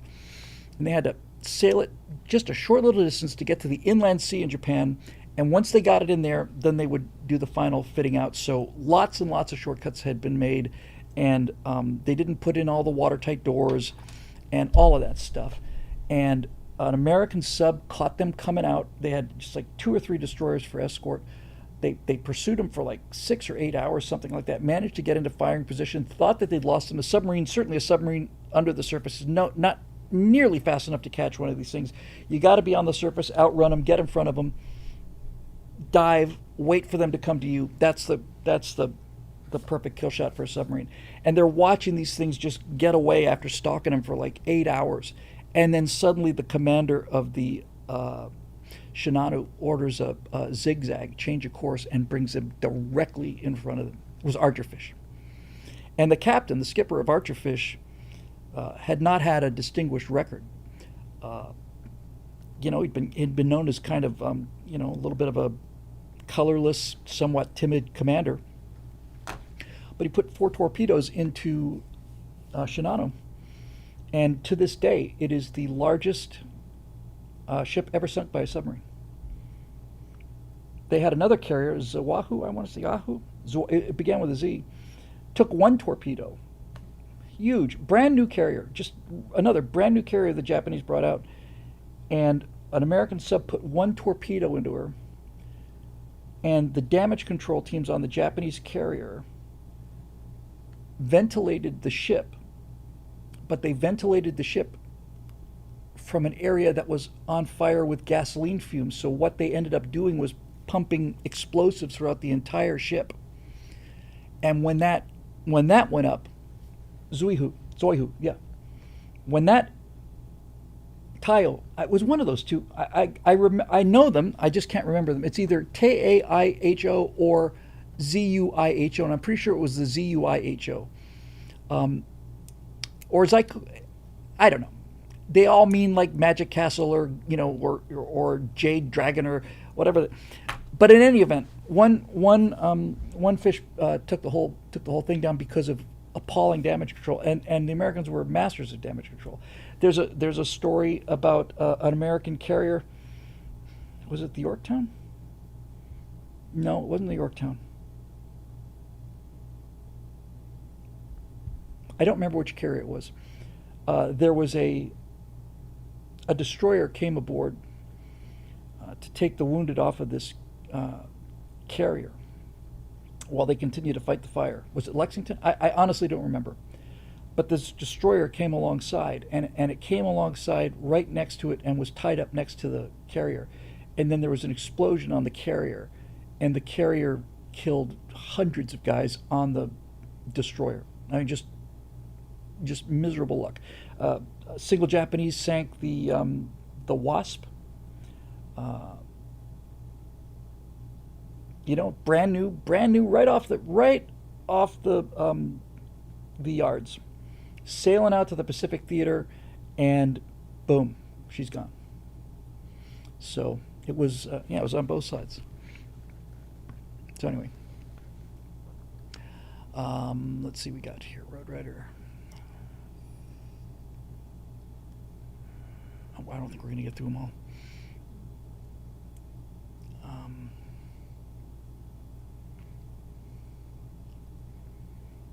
Yeah, I'm starting to. How long have we been doing this now?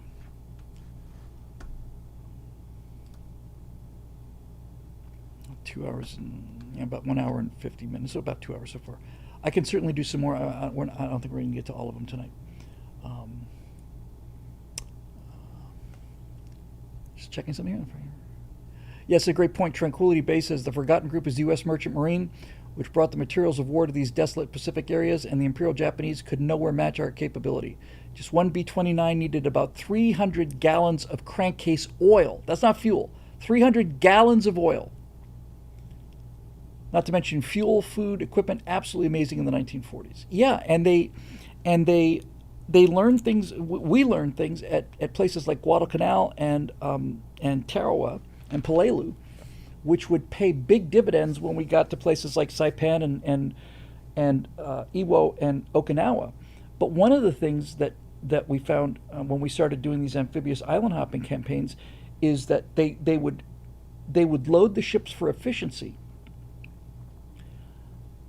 They would just load them as if they were being sailed back to San Francisco or whatever the case may be.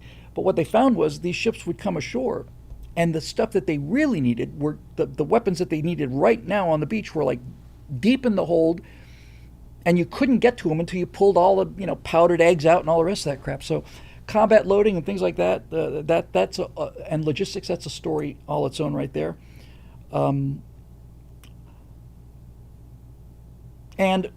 And the idea that you don't put all of your ammunition on one ship, as efficient as that may be, because if you put all of your ammunition on one merchant vessel, and that vessel gets a bomb hit from a Japanese dive bomber or a torpedo, now nobody's got any ammunition. So that entire thing about how to supply the Navy redundancy and rapid unloading and getting the stuff you need on the beach first and all that stuff is really amazing. Lapco 92 says Axis really had bad luck with their big ships. Bismarck lasted like what, 9 days? Yeah. There are seafaring countries and there are land army countries, and it's in the blood. France had a brief period of kind of ruling the seas. The Spanish were powerful, but the British were an island people, and the British really understood their navy. And the Royal Navy, Britannia ruled the waves for 3 centuries. Americans are a trading country.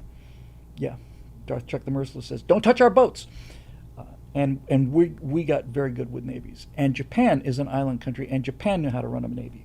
But the Germans were not a naval people. They never, ever were comfortable with the Navy, and they didn't do a very good job with the Navy. And neither did the Chinese. I know everybody's talking about the Chinese. I did a segment for Fox Business last Friday. I did one segment on Chinese weapons buildup, and I did another one on, what was it? Oh, come on. Oh, the friendship between Ronald Reagan and Pope John Paul II. But the Chinese don't know how to run a navy. They're not a naval people. They're a land army people. The Russians don't really know how to run a navy. It's not that they can't do it. It's not, and I'm not saying that the Soviet Navy wasn't formidable. It was, and so was the Chinese Navy. But they're not. It's not in their blood.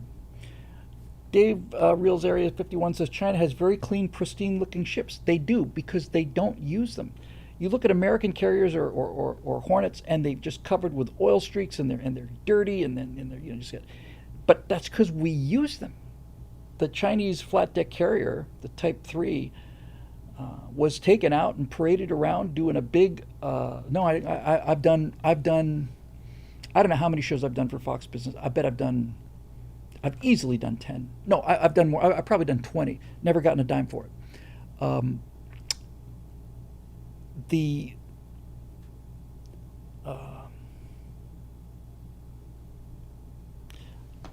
It's just not in their blood. Soviets and the Russians, battle smart bass. Yeah, they're not a naval people.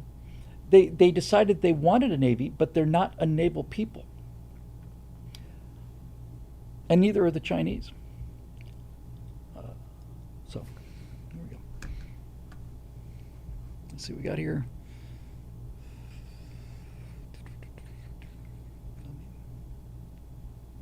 We got a Road Rider.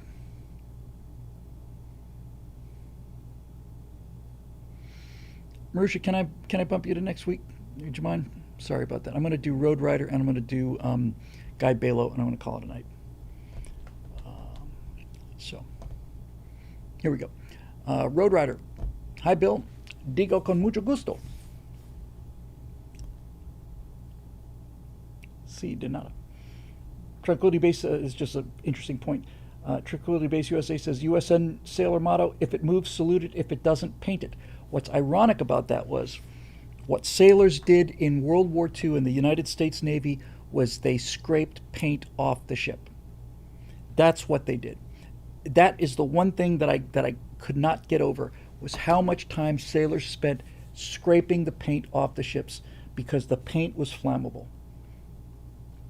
And they spent all of 1943 scraping paint off of naval vessels because they found out when they took a hit, it would just burn. They just had to get it off. But yeah, paint is it's how you protect iron things from oxidizing away. It was in the last few years, says Darth Chuck the Merciless. I just remember reading about American sailors being so bloody sick of scraping paint off of the hulls. So anyway, there you go.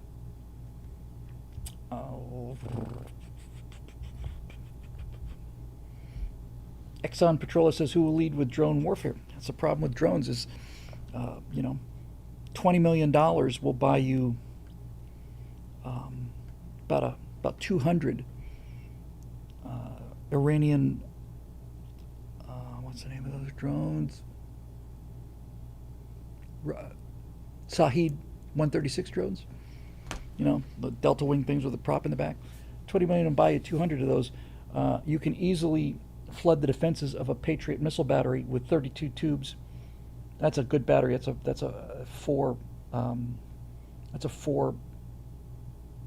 launcher battery, and that costs probably $2 to $3 billion. So, you know, if you got $20 million, you can take out $2 billion. You got a problem. So, there you go. And I'm convinced that Pete Hegseth is exactly the guy to have as the defense secretary. I really, really think he is the guy.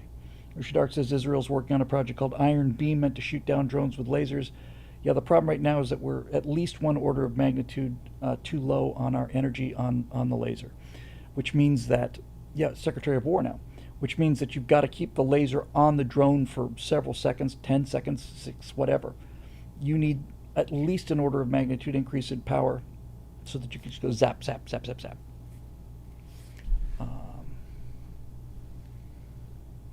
James Bullen said the Chinese new carrier is designed so that the catapult overlaps with the runway. Oops. Is that official now? It is official, right? It wasn't just talked about. It is now the War Department again? U.S. Department of War? War Department. Secretary of War. If you had told me that would happen, I would have said impossible. It's impossible. Done. Like that. Just done. Done. The answer, Max Model says USAF came up with a new missile for drones that is only about $200,000. The answer for drones is not to shoot them down. The answer is to knock them down. You really need to use like microwave weapons to just fry them. You need an area denial weapon. You need a field that they can't fly through. And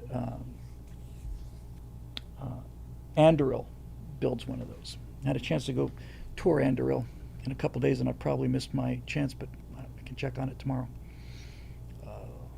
But in any event, yeah. I'll tell you what.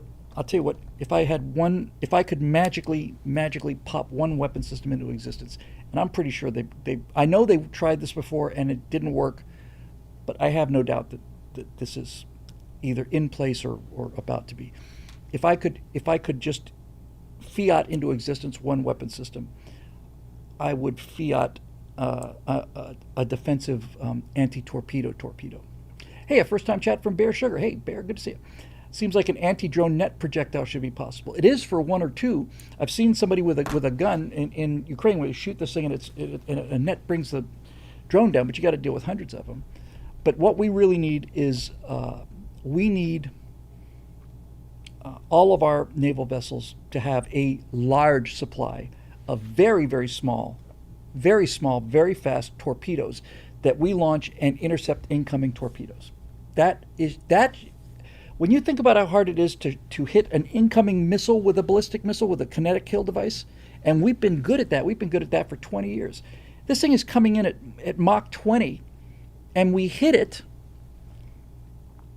It's like a bullet hitting a bullet. The ability to have a torpedo swim out at an incoming torpedo, which is pinging, it should be piece of cake to do that. But that would be, I want our don't touch our boats. And right now, at least officially, the Navy, all of our carriers, destroyers, and so on, only have passive defenses, noisemakers, and lots of chaff and stuff to decoy the missiles. But that I don't put any faith in those. I've played enough sub-sims to launch countermeasures and run at full speed in a destroyer, just doing nothing but S-turns and trying to get out of these torpedoes. And unless you can break the wire on those torpedoes, they just bite on the noisemaker and then they just circle around. I want those torpedoes dead. Darth Chuck says lots of dark money spent in the last 40 years. I hope so. I love it when they roll out something awesome that, yeah, we're working on this for 25 years. It's cool. All right, we'll do two more. Road Rider. Hi, Bill. Digo con mucho gusto. Hi, Road Rider. Got it all down. In the same vein as your "this must stop" right angle, this morning, Tuesday the 16th, I caught Louder with Crowder on my drive to work. Steve Crowder may or may not be anyone's cup of tea, but today's opening could have been the greatest mocking of the insanity of left I've ever witnessed. He ran a video which looks like he produced and edited and maybe even sang it using Thomas Dolby She Blinded Me with Science. He copied the entire video but changed the she to "jir" and showed nothing but trans men pretending to be women acting insane. Science! Yeah, the party of science. Brutal, funny, and mocking. The questions, in light of the assassination of Charlie Kirk, it's still so hard to say. Is mocking still the powerful tool that it was before last week? No, we are past mocking now.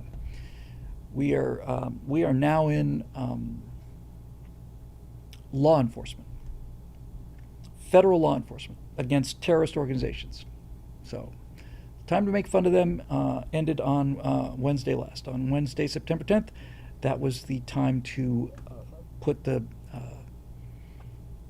what's that biblical passage? When I was a child, I did childish things, but now that I'm a man, I put away childish things. Just butchered it, but yeah, it's time to put away childish things and go after these people and put them in jail. And that Destiny thing, just how just on camera, just I was so ready to kill him. I was so close. I was so close. I spent weeks and weeks on it. I did had the getaway thing, and and it's just like just spewing out this admission of how insane he is. Yeah, that's a good point. P72017 says the murder of Charlie might have been the biggest FAO misread in forever. Yeah, I bet you're right. Miss Matsumoto, you're beautiful.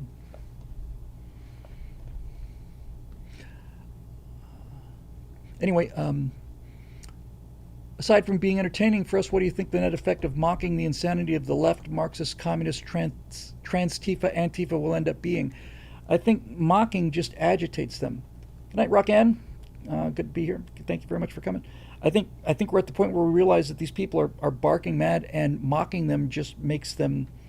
The entire point I'm going to make on the firewall is that this is their ego identity. This isn't their politics. This is their ego identity. When they say your speech is violence, it is for them. It is, your speech is destroying their psychological ego structure. You are in some level killing them in terms of killing their personality. There's been a meme circulating around about the quiet men. I don't remember who wrote it.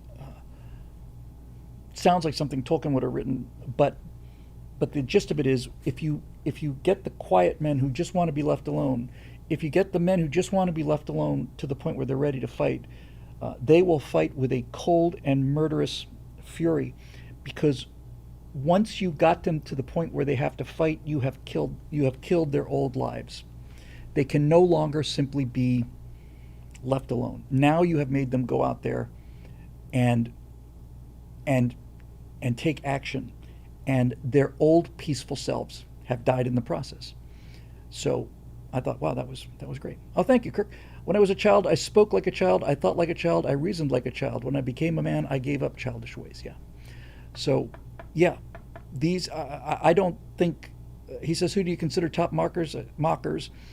I think Jeff Dunham and Steve Crowder. Yeah, but I think we're way past that now. Hey, Roadrunner, you're already doing something. You're supporting someone with a bigger mouth, a connected mouth, and a much bigger microphone, Bill Whittle, from the earlier thing. Thank you very much for that. Yeah, and we have a super chat from Lapco92. Some are worried about what we do because of what the Dems would do when they get back in control. They're going to do it anyway. We need to grow a pair. Yeah, I don't think they're ever going to get back. I don't think the Democratic Party as it exists today is going to return to power. I really just don't.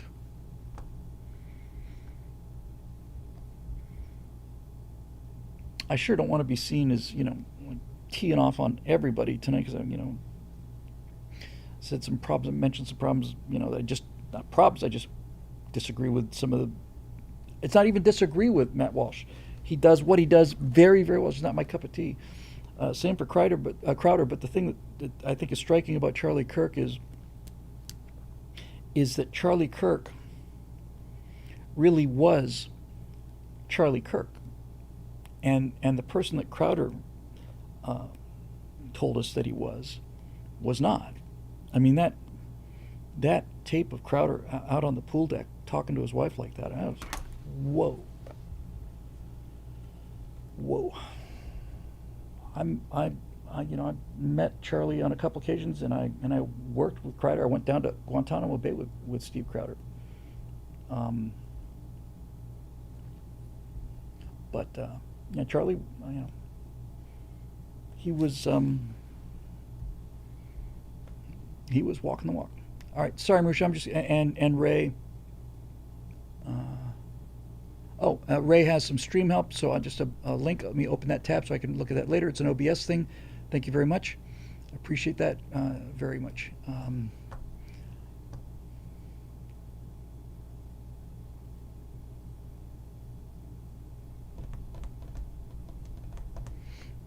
Okay, so we'll do Guy Balo and we'll call it a night, I think. And sorry to the regulars like Marusha and Eric, but you guys definitely, I get you as much time as I can, so I'm sorry about that.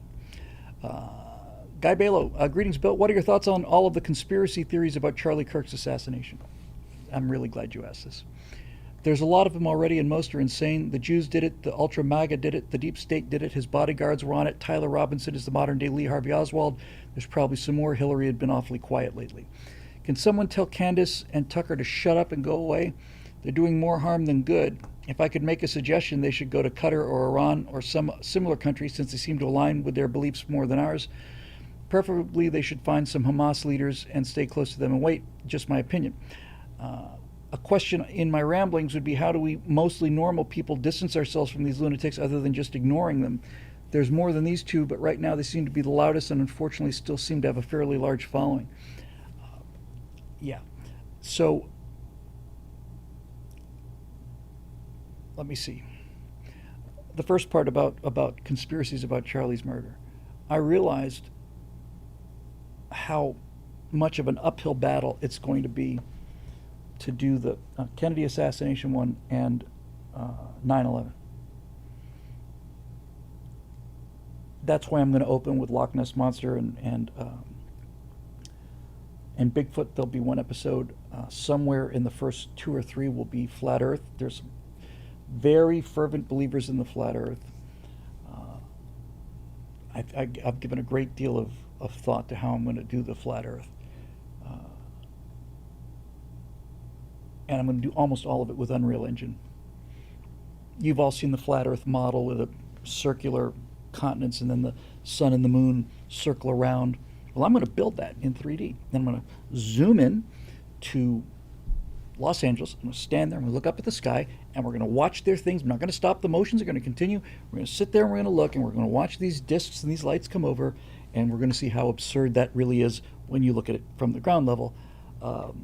And then we're going to do things like, for example, if you go 30,000 feet, the highest flying commercial jets will get to the high 30,000. So 37,000 is pretty common on a longer flight.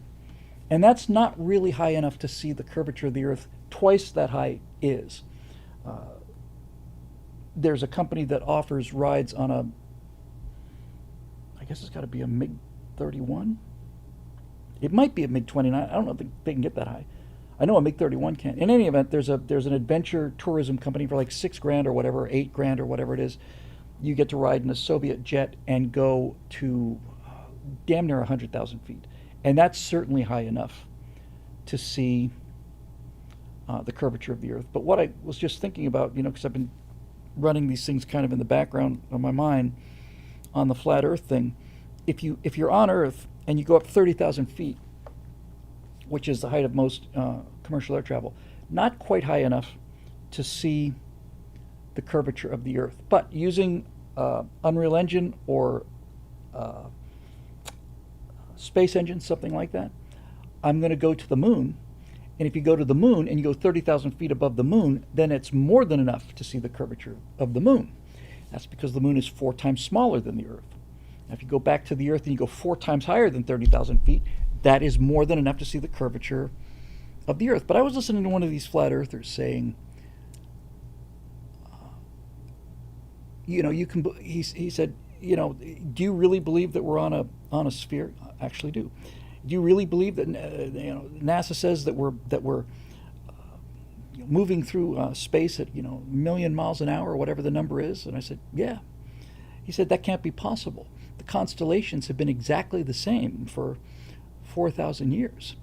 And my response to that is not exactly the same. Almost, but not exactly. He said the Earth is during that time the Earth has been rushing through galaxies, and I said, oh, dude, you need an education is what you did, because we're not been rushing through galaxies. The fact of the matter is that the constellations do change, but they change incredibly slowly because this guy has no idea how big space is. None at all.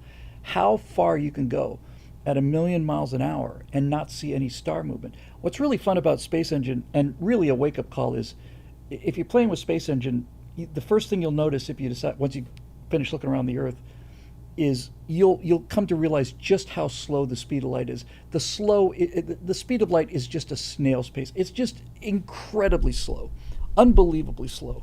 You start the clock at the sun and you go to Earth and you wait 8 minutes to go to the third planet. 8 minutes. All that stuff. Kaladin Shockley, what about the Van Allen belts? Well, I love that question. Humans cannot possibly cross the Van Allen belts because radiation is fatal. My response to that will be, that is a legitimate blocker.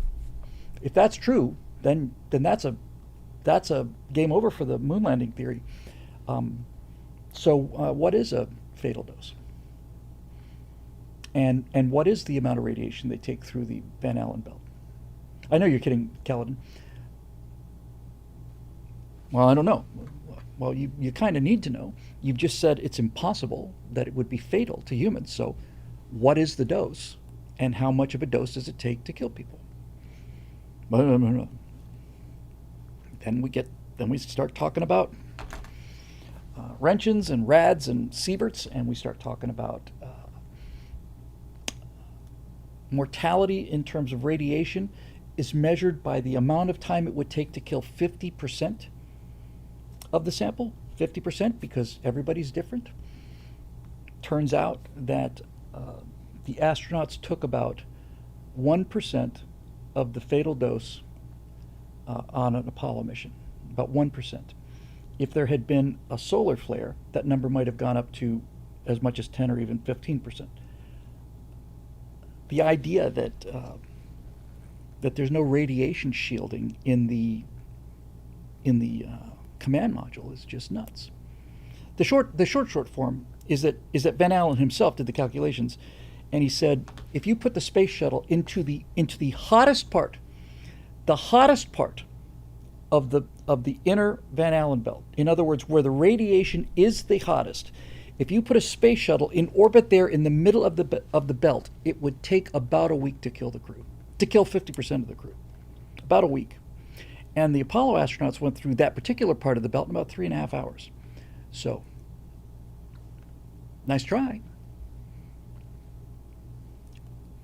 The hardest part with 9/11 is there's so many little things that they're bringing into this thing, and they're saying, Muhammad Atta's suitcase had a fuel gauge in it and a Quran, and I thought, where did that go? I mean, where did that come from? Is that true? So there's so many arguments that are just taken, and more like 0.2% says infidel 42. They took 1, maybe 1.5 rem. 500 would have been likely be deadly. Yeah. So I have the numbers. I've got them on my phone. I went into real detailed research on that when I did that thing about the moon landing hoax with what's his name, the radio guy who fills in for Gutfeld sometimes, but they didn't get a chance to put it in there. So anyway, yeah. And I realized, what I realized is that these people have such small mental horizons. The universe is so small for them. They really believe a dome, yeah, Phalia. They really believe that there's a dome over the Earth, and I'm trying to visualize. It's a relatively flat dome, so let's say the diameter of the Earth is, I don't know what the flat earthers are saying. Let's say it's 8,000 miles. So the peak height of that dome at the center would be maybe 3,000 miles. That's it. There's nothing past that. What does the flat Earth sit on? I don't know. It just floats there. Beyond that is the firmament. What's the firmament? What holds up the flat Earth? What is gravity? Why do things fall? These guys don't believe. They come out and say gravity's fiction. There's no such thing as gravity.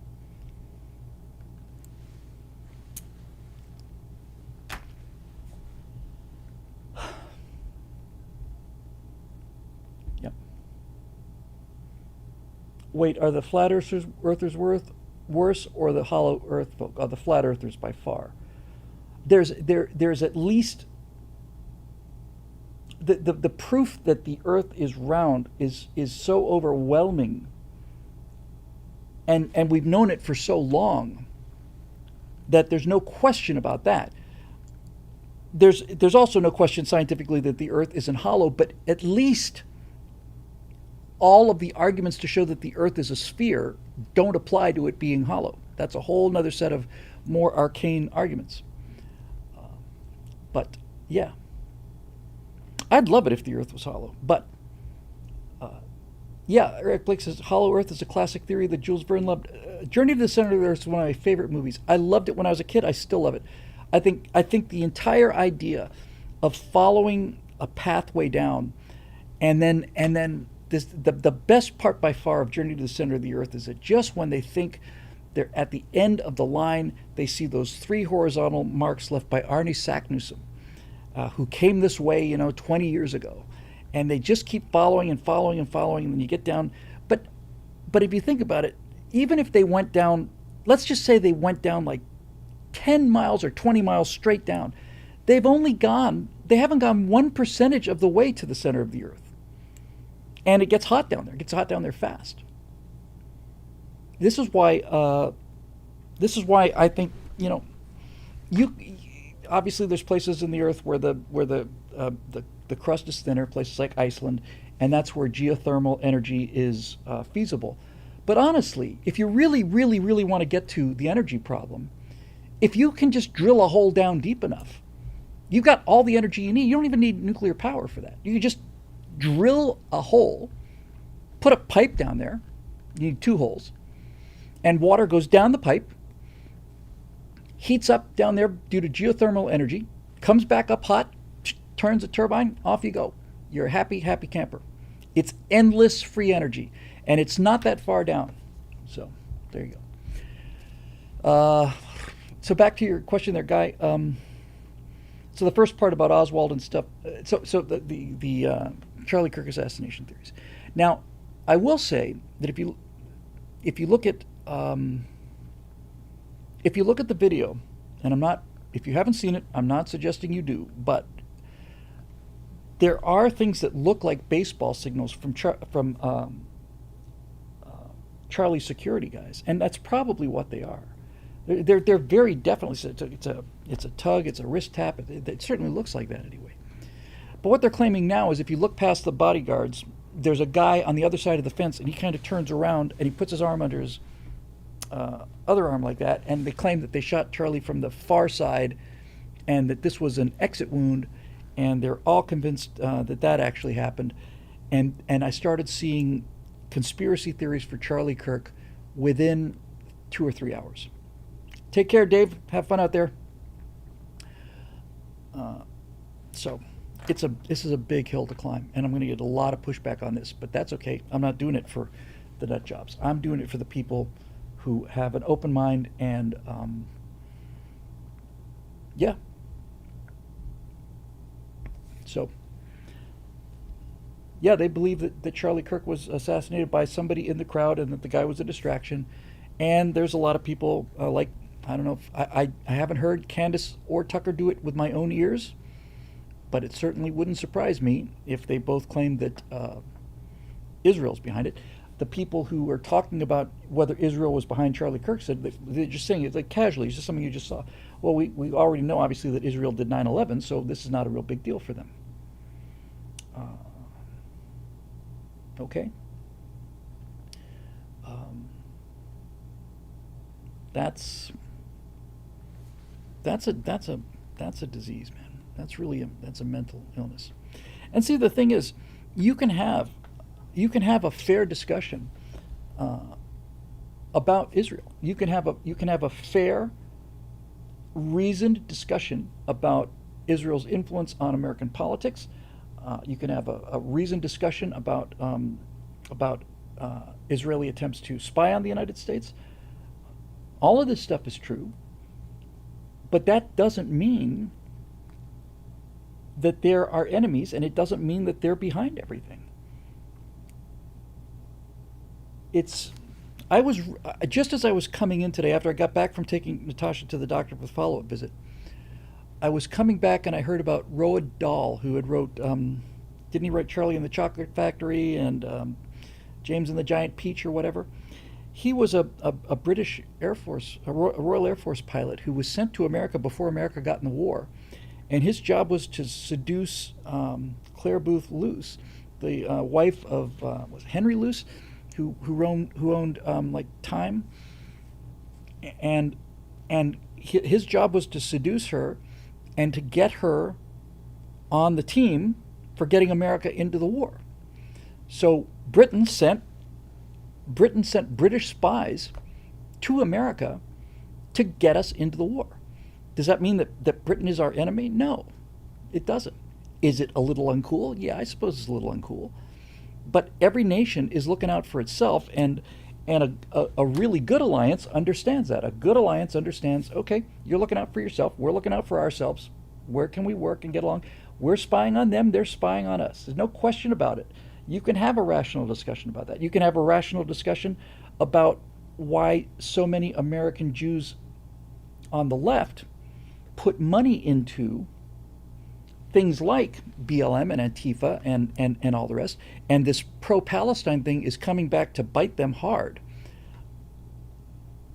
I think a lot of American left-wing Jews have changed their minds on whether this was a wise investment, because for a large percentage of American Jews, they're not really religious Jews. They're cultural Jews. What their religion is leftism. And you can have that conversation too. And you don't have to demonize Israel. You can argue about Israel's moral culpability by simply saying the truth. If the Palestinians had a button that could kill every Israeli, they would push it. But Israel has had a button that would kill every Palestinian, and they've had it for no less than 30 years. There's no argument to that, man. There's no argument to it. When they launched that attack on October 7th, they made that attack so horrific that Israel had to respond brutally, and they knew it. That's why they did it. That October 7th was done because Hamas wanted Israel to level Gaza. That's not so hard to understand. That's how terrorists work. Terrorists are ready to kill their own people so that they get news coverage and change the larger narrative. That's the deal that they make with the devil.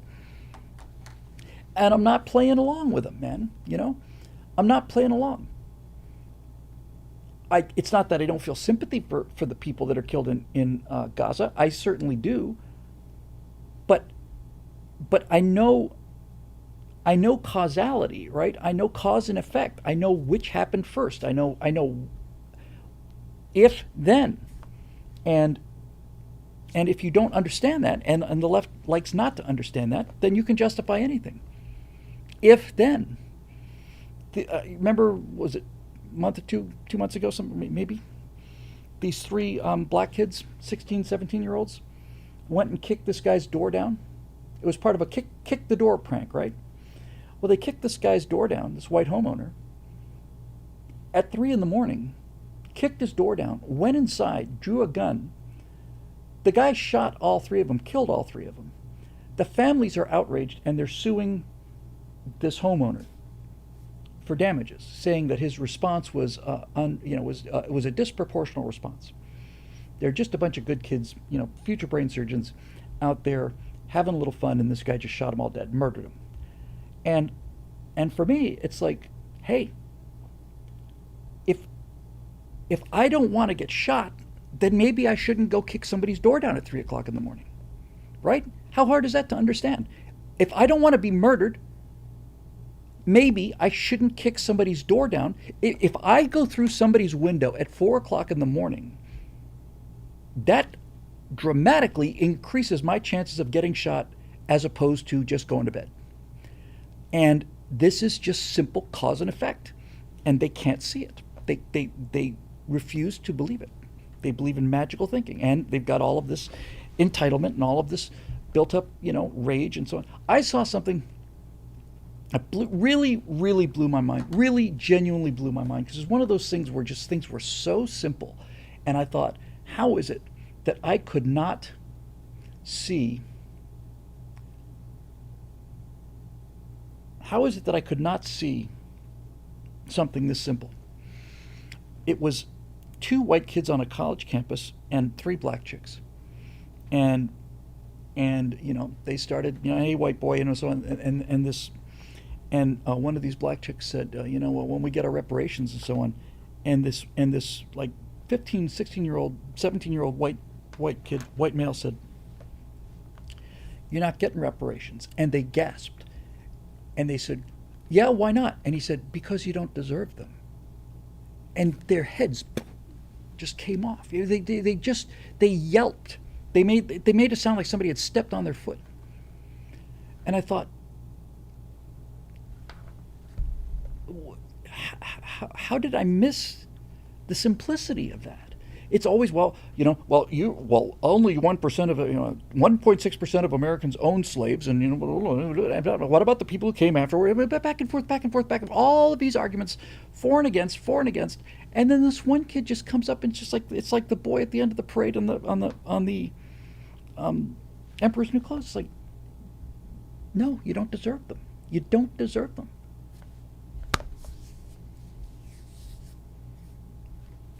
No wonder they lost their mind. Nobody's spoken that clearly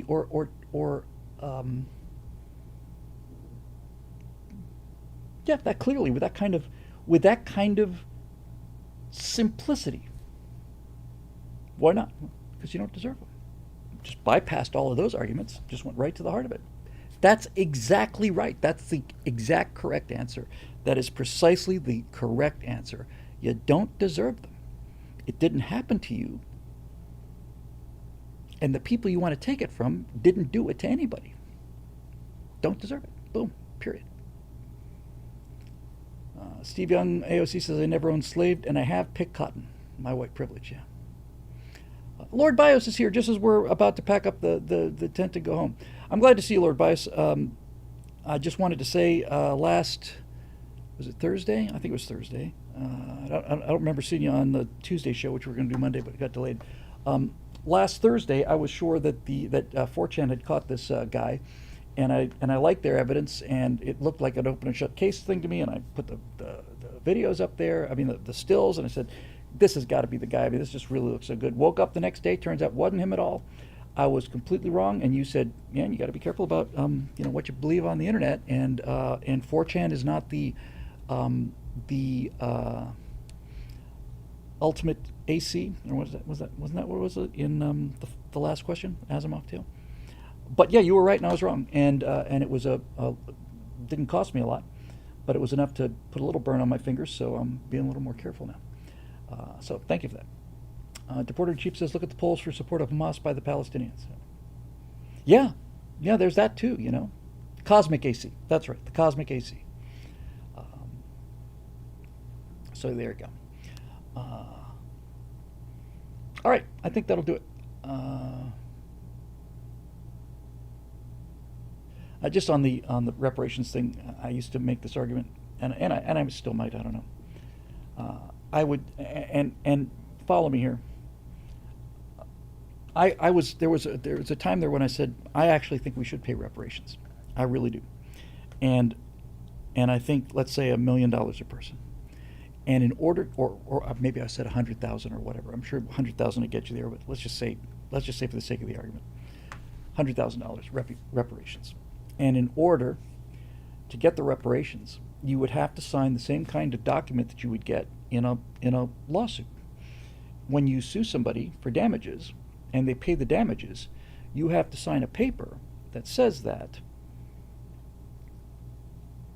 this makes us whole. By signing this agreement, this is the end of our complaint.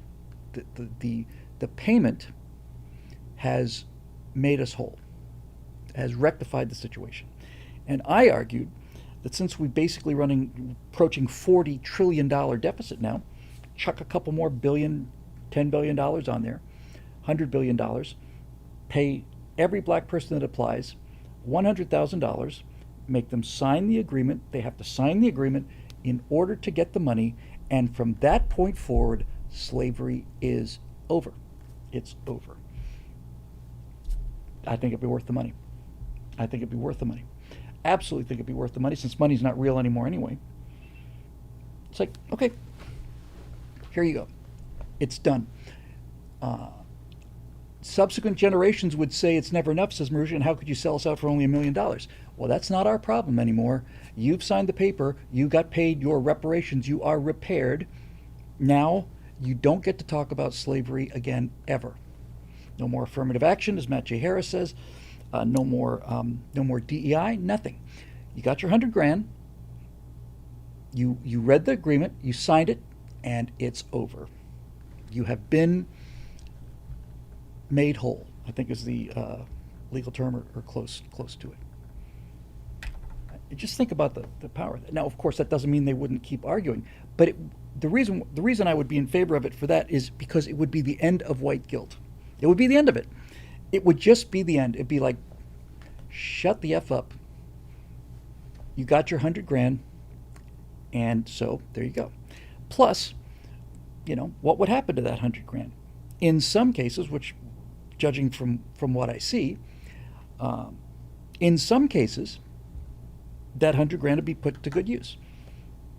I'm looking at a lot of videos, and I don't think it's a large percentage of the recipients would do this, but certainly in some cases, that $100,000 would be put to either buying a home, or go to college education, or start a business, or whatever. But most of the money would go right back into the economy, and the people that have a lot of money now would have a little bit more money, and the people that don't have any money now would have no money in a year.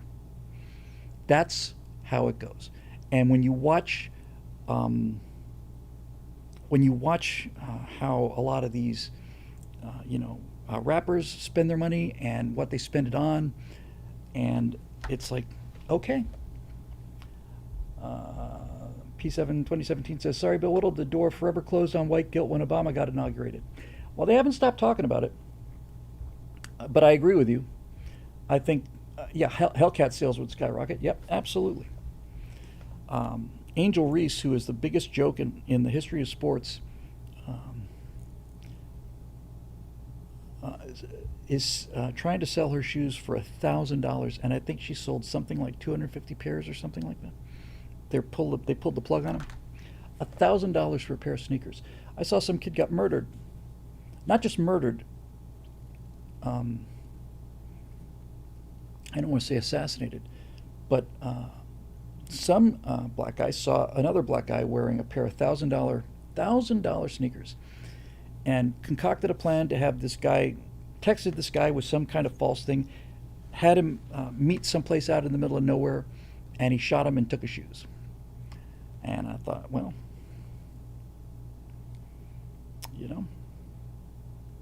values, man, really values.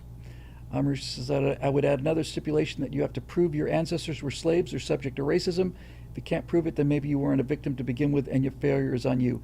Have you seen the video? You know who Angela Davis is? Many of you probably do. Angela Davis was a left-wing Black Power, Black Panther activist in the 60s and 70s. She was a Communist Party candidate for President of the United States of America. She is one of these red diaper, blow up the FBI building by any means necessary, black power, Afrocentric firebrands. And she's in her 70s now or something. And they did her ancestry, and her ancestors came over on the Mayflower. And you should have seen her face when she found out that her ancestors came to America on the Mayflower. She lost her frickin' mind. You could just watch her crumble. I've seen it with a number of black people when they find out that who was it? Wasn't it Kamala Harris? No shit, really, honestly, Spirit Matter, it really is true. Angela Davis's ancestors came over on the Mayflower. And when she was told that, she couldn't believe it. And he said, well, here's the data, here it is. And somebody else, another like, Afrocentric kind of black radical, also found out that their ancestors owned slaves. Sonny Hostin? Yeah. That their ancestor owned slaves. Yeah. Really? Oh, yeah. Yeah. Well, that's kind of disturbing. Why? Why? That's why you're on The View. Because of your slaveholding background, all of the privilege that you've inherited over 7 generations. Why are you surprised at this? Geordi from Star Trek went into shock. Yeah, Geordi played Kunta Kinte in Roots. That's how he got famous, and he has slave-owning ancestors. Roots changed this country, and Roots really is what put the white guild into overdrive. But Lapco 92 says, I will never be silent about reparations. King Wenceslas slaughtered my people, and I have to listen to that damn propaganda song every December. Dun, dun, dun, dun, dun, dun, dun, dun, dun, dun, dun, dun, dun. Anyway, it's interesting. There's a lot of stuff out there. Richard Dark says, meanwhile, my ancestors were abolitionists and suffragettes. Yeah, my ancestors were mining coal and got here in 1915. So it doesn't really make a whole lot of sense. And if there's no statute of limitations on reparations, then we should give black people reparations so that they can pay the Jews, because Afrocentric blacks believe that the pyramids, which do exist on the continent of Africa, they're not sub-Saharan Africa, but there's a lot of blacks who believe that Egypt was essentially a black society, and they held the Jews in bondage for what, 1,000 years, 400 years, something like that. So when are blacks going to pay Jews for their slavery in Egypt? Yeah, it's funny how that works, huh? Stephen King got a good whacking over this Charlie Kirk thing. I have to tell you, I mean, I just completely despise the guy. He's a great writer. His stuff is fantastic. Politically, I really despise him.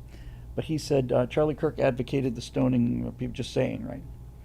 And then the backlash came, and then all of the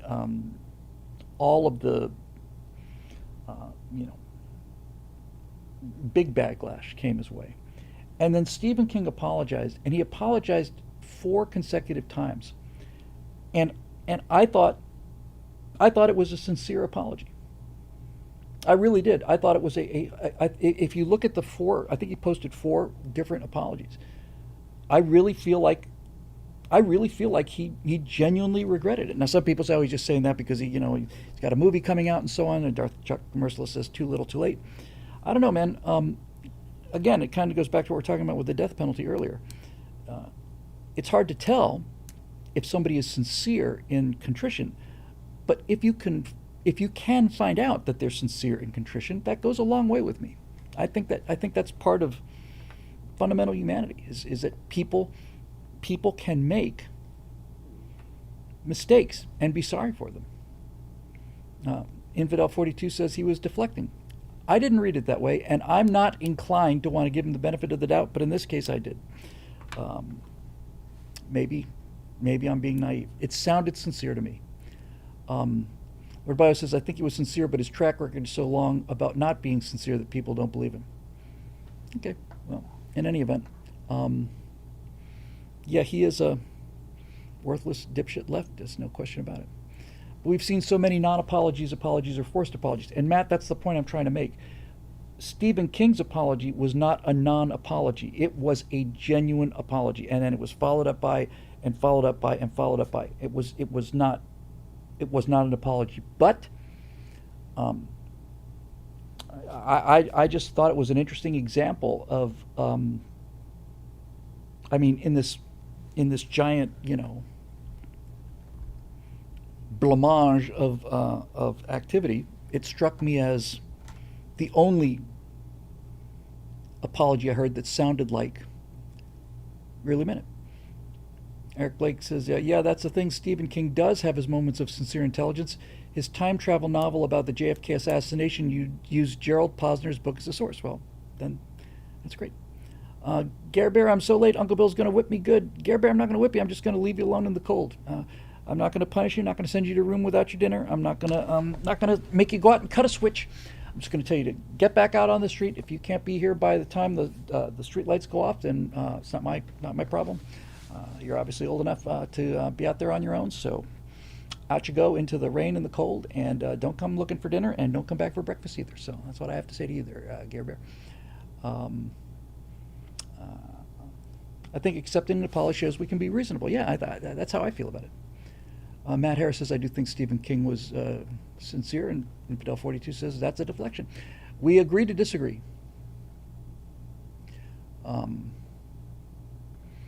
What I think about Stephen King's apology was that I don't remember the details, but it struck me that Stephen King said that I had taken this at face value, and I shouldn't have. And when I went back and looked into it, I realized I was wrong, and I'm sorry, and I won't make that mistake again. That was the essence of it. So I don't know. The whole thing may have been a complete, just a complete deflection to try to get out of the way, but it felt real to me. So we don't have to know, and we don't know. Trendline Analytics says, does Bill even think about his Russian influence? Yeah, I think about it. Being married to a Russian is unquestionably influences me. But I would point out that I did an Empire of Terror a year ago, and I have never seen anybody else punch the Soviets as hard as I did. I've never seen anybody punch them as hard as I did, and yet Natasha has given me a lot of insights on what things look like from the other side of the Ukraine war, which she is deeply embarrassed about and hurts her and makes her cry a lot. It's just mortifying to her. But I learned how it looks from the Russian perspective, and there's a case to be there's not a case to be made for the invasion, but there's a case to be made for how Russia feels about Ukraine. I'm not saying I agree with that case, but at least I understand it. That gives me better perspective on things. It doesn't make me a slave to that. I'm half British. I'm naturally sympathetic to Britain. That doesn't mean I'm at the beck and call of Britain. I know which country is my country. Richard says Bill is very influential in Russia. He can get them to do just about anything. I don't mean to get too. I don't know if Natasha's still watching or not. She probably still is. One of the things that is a consequence of me doing an Empire of Terror is it has made it, I think, probably impossible for my wife to go home and visit her mom and daughter, because, at least for the present, because some of the Russians that have been deported or sent back have been met at the plane by the FSB, and her husband called Vladimir Putin a murderer a number of times. And that's been a heavy burden for me, and I can't imagine the kind of burden it's been for Natasha. It's been a very heavy burden for me. So, I just feel a need to tell the truth, and I don't like injustice. I hate it. I hate crime, and I hate criminals, and I hate injustice. And even before I started doing the research on this, I knew this was the greatest crime in history, and so I did it. But and I was aware when I did it that there would be downstream consequences. I didn't expect that this thing would go on as long as it has. I didn't expect that. I mean, he's cut off WhatsApp. You know, I'm married to somebody who has relatives overseas. She can't talk to them. Um, they're able to get text messages through, and sometimes they can talk on the phone. But you know, it's been very, very hard on her, which means it's very, very hard on me. Um, Darth Chuck the Merciless says, equating Putin's attitude towards Ukraine with Russia's attitude towards Ukraine is not logical. I'm sorry to disagree with you, but it's perfectly logical because there is no. It's not that It's not that the difference. It's not that there's no difference between the Russian people and Putin's opinion. Most Russians are really against it, but when you get down to the brass tacks, it doesn't matter what the Russian people think. It doesn't matter. When she first came to America, and we watched the first debate between Trump and Hillary, and we were all just cheering to the rafters. It was like a football game. She says, "My God, you guys are all so emotionally invested in this." And I said, "Honey, it's going to determine the fate of the world." And she said, "We don't get passionate about politics in our country because it doesn't matter. It doesn't matter what we think." So, yeah. I would like that situation to go away. I'd like it very much to go away for a number of reasons. But I also, you know, despite all of the nuances and so on, and I've said this before and I'll say it again, I know which direction the tanks went when they went over an international border. So, you know, that's cause and effect, man. And there's nothing that supersedes that. There's no justification for it in the same way there's no justification for shooting Charlie Kirk.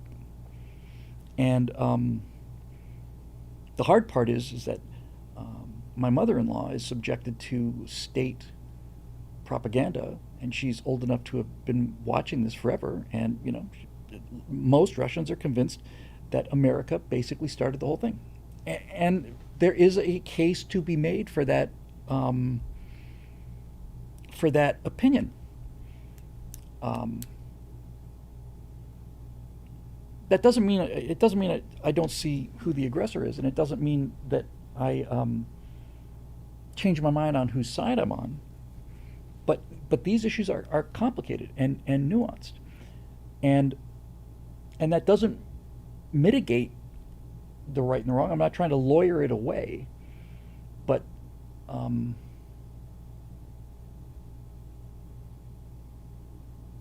you know.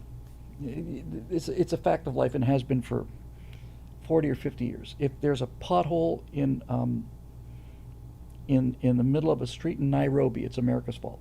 So there you go. Oh, is that true? This is new breaking news here. Trinity Waters says they tried to get Kimmel to apologize and he refused. So sayonara, dude. The company that owns the affiliates said, in order for Kimmel to get the show back, he would have to issue an on-air sincere apology and make a sizable donation to TPUSA. And if I understand the news that's breaking down now is that he refused to do that, so he's gone. I didn't think he'd have the nerve to make the apology and make the donation. But anyway, there you go. Marisha says, where does Russia get off telling another sovereign state who it's not allowed to see? That's controlling ex-boyfriend mindset. Yeah, but Russia doesn't see Ukraine as a sovereign state. It sees it as part of Greater Russia. It sees it the same way we would see South Carolina wanting to join the Warsaw Pact. I don't agree with that analysis, but that's how they see it. And you need to understand this. Trump is a master at this.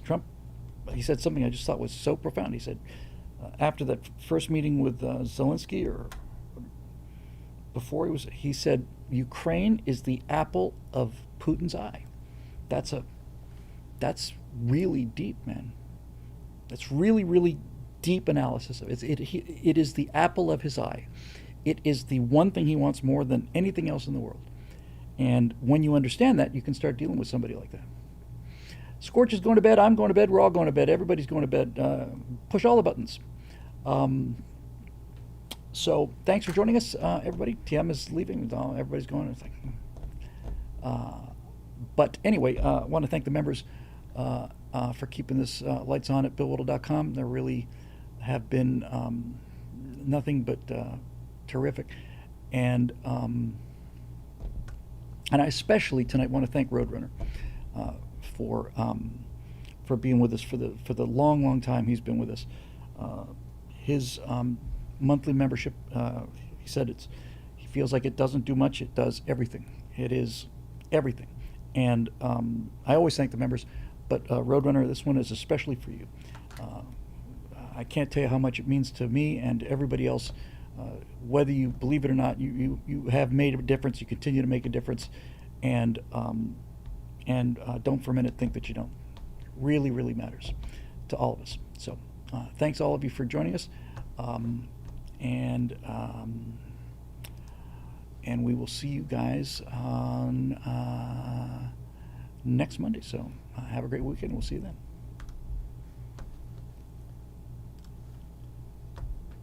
And there it is. So long.